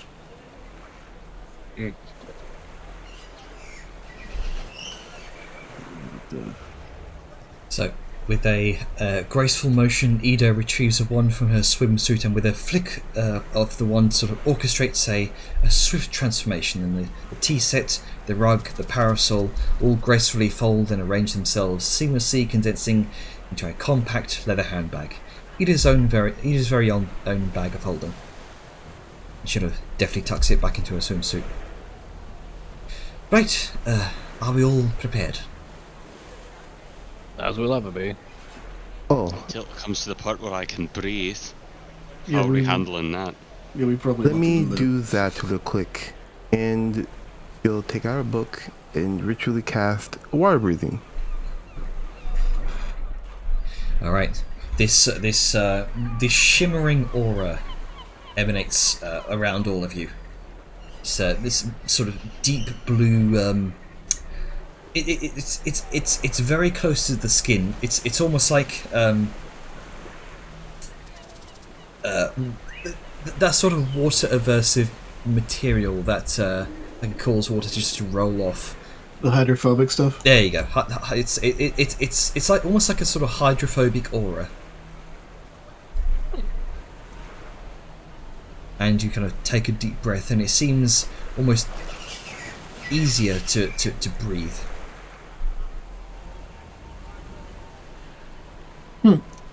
Liska walks over to the water, inhales, comes back up, spits it back out. There's a lot of sand, but it works. Breathing in sand. No. I only have the one, but if things go sour, I've got a potion on me. Swimming about freely, I think. I might as well down that to myself right now, because I'd better be prepared. I would probably wait for a moment. It's going to take a while for us to venture out into the depths. I'd probably say about an hour. Okay. At least Yeah, until I we reach the need- continental shelf. Sorry. How deep down is that? Oh, I would probably say, if you mentioned during our talk, deep pearls is what you're looking for. Yes. From what I recall in my studies, deep pearls will often be found at the very depths of the Actuarian Gulf. That will take us about 10,000 feet down. I would say, given our dear Tuli, her ability to shapeshift into a faster creature, should take us about an hour. Maybe an hour to get to the Okay. shelf, and an additional hour to venture to the depths. I was gonna ask, just out of curiosity, if you were just sinking down, how long would that technically take you? Oh. I'd probably say about, maybe 8 hours. Okay. Yeah. That is a lot longer than I expected.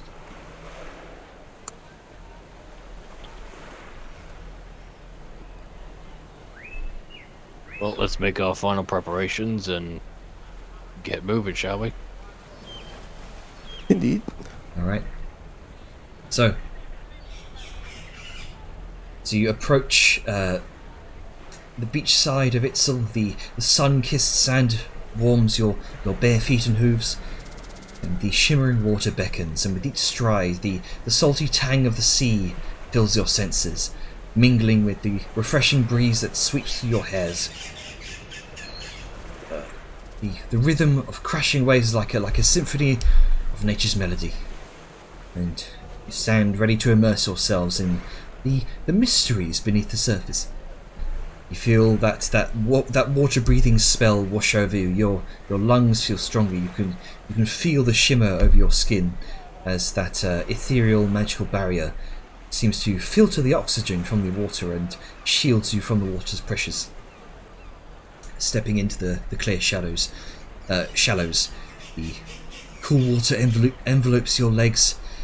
The underwater realm slowly unveils its breathtaking beauty, revealing a captivating tapestry of colours and life.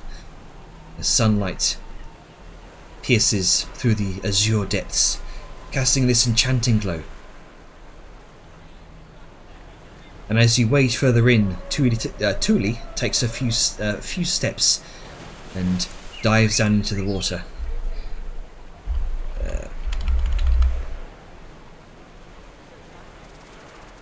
Hang on.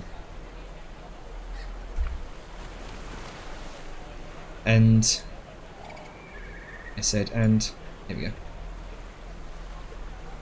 go. In a shimmering green mist, her form sort of increases in size. Her skin becomes smooth black. She grows this fins and a fluke as she transforms into a huge orca. She swims back to Ida with a few sort of deep croaks. That's a huge bitch.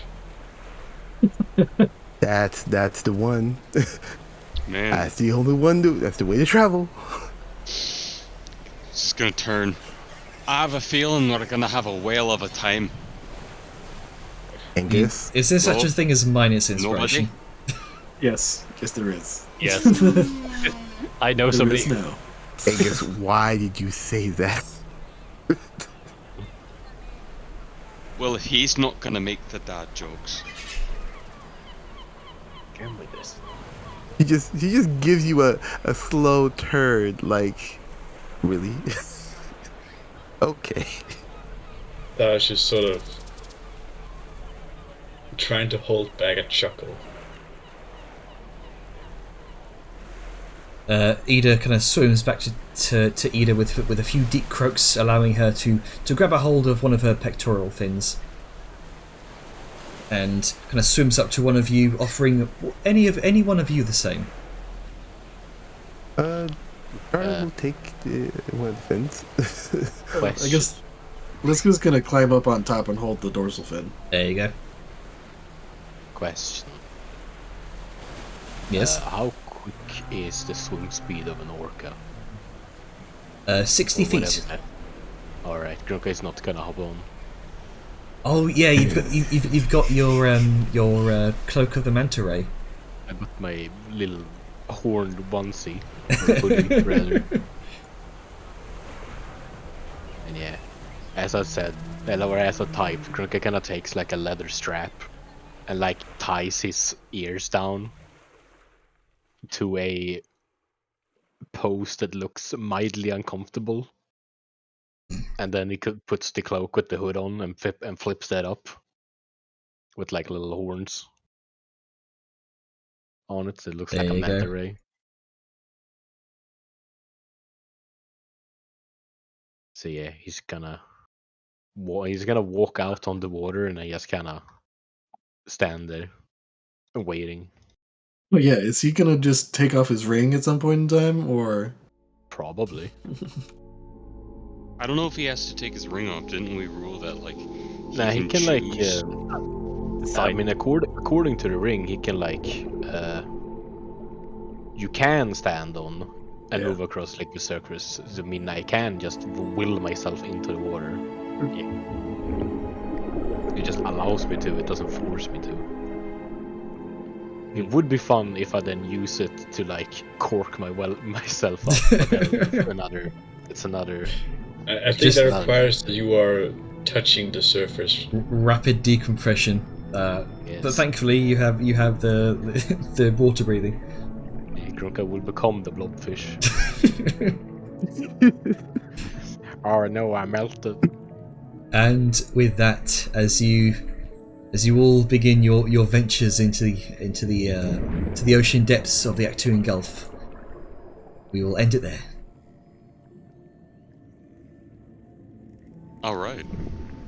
Noise. Don't forget your recording.